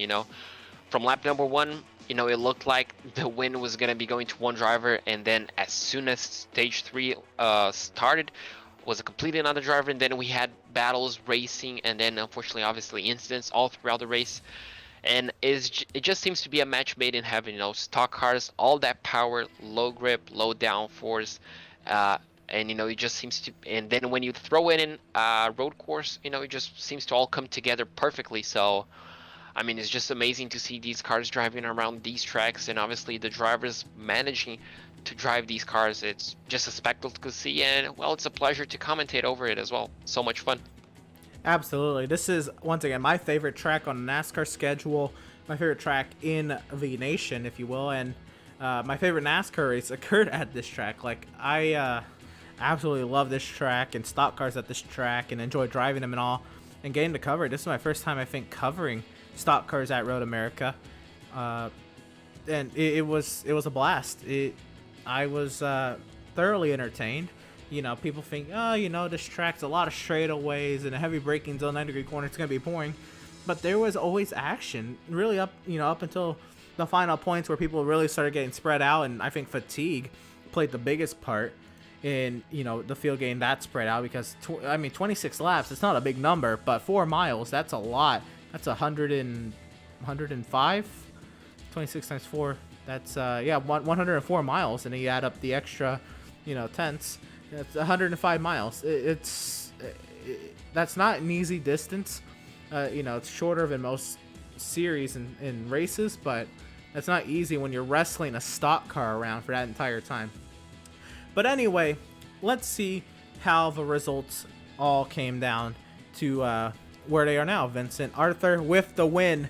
Again, facing backwards in turn 1, wins the race over Cole Hooper, the dominant car of the day, won the first 2 stages, and had another 15 seconds or so over Caleb Smith. Matt Dyer comes home in 4th, Jeffrey Meyer in 5th, John Gifford comes home in 6th, TJ Crampton 7th, Kenny Meadows 8th, point leader Evan Longacre in 9th, extends his point lead, and Rick Webb in 10th.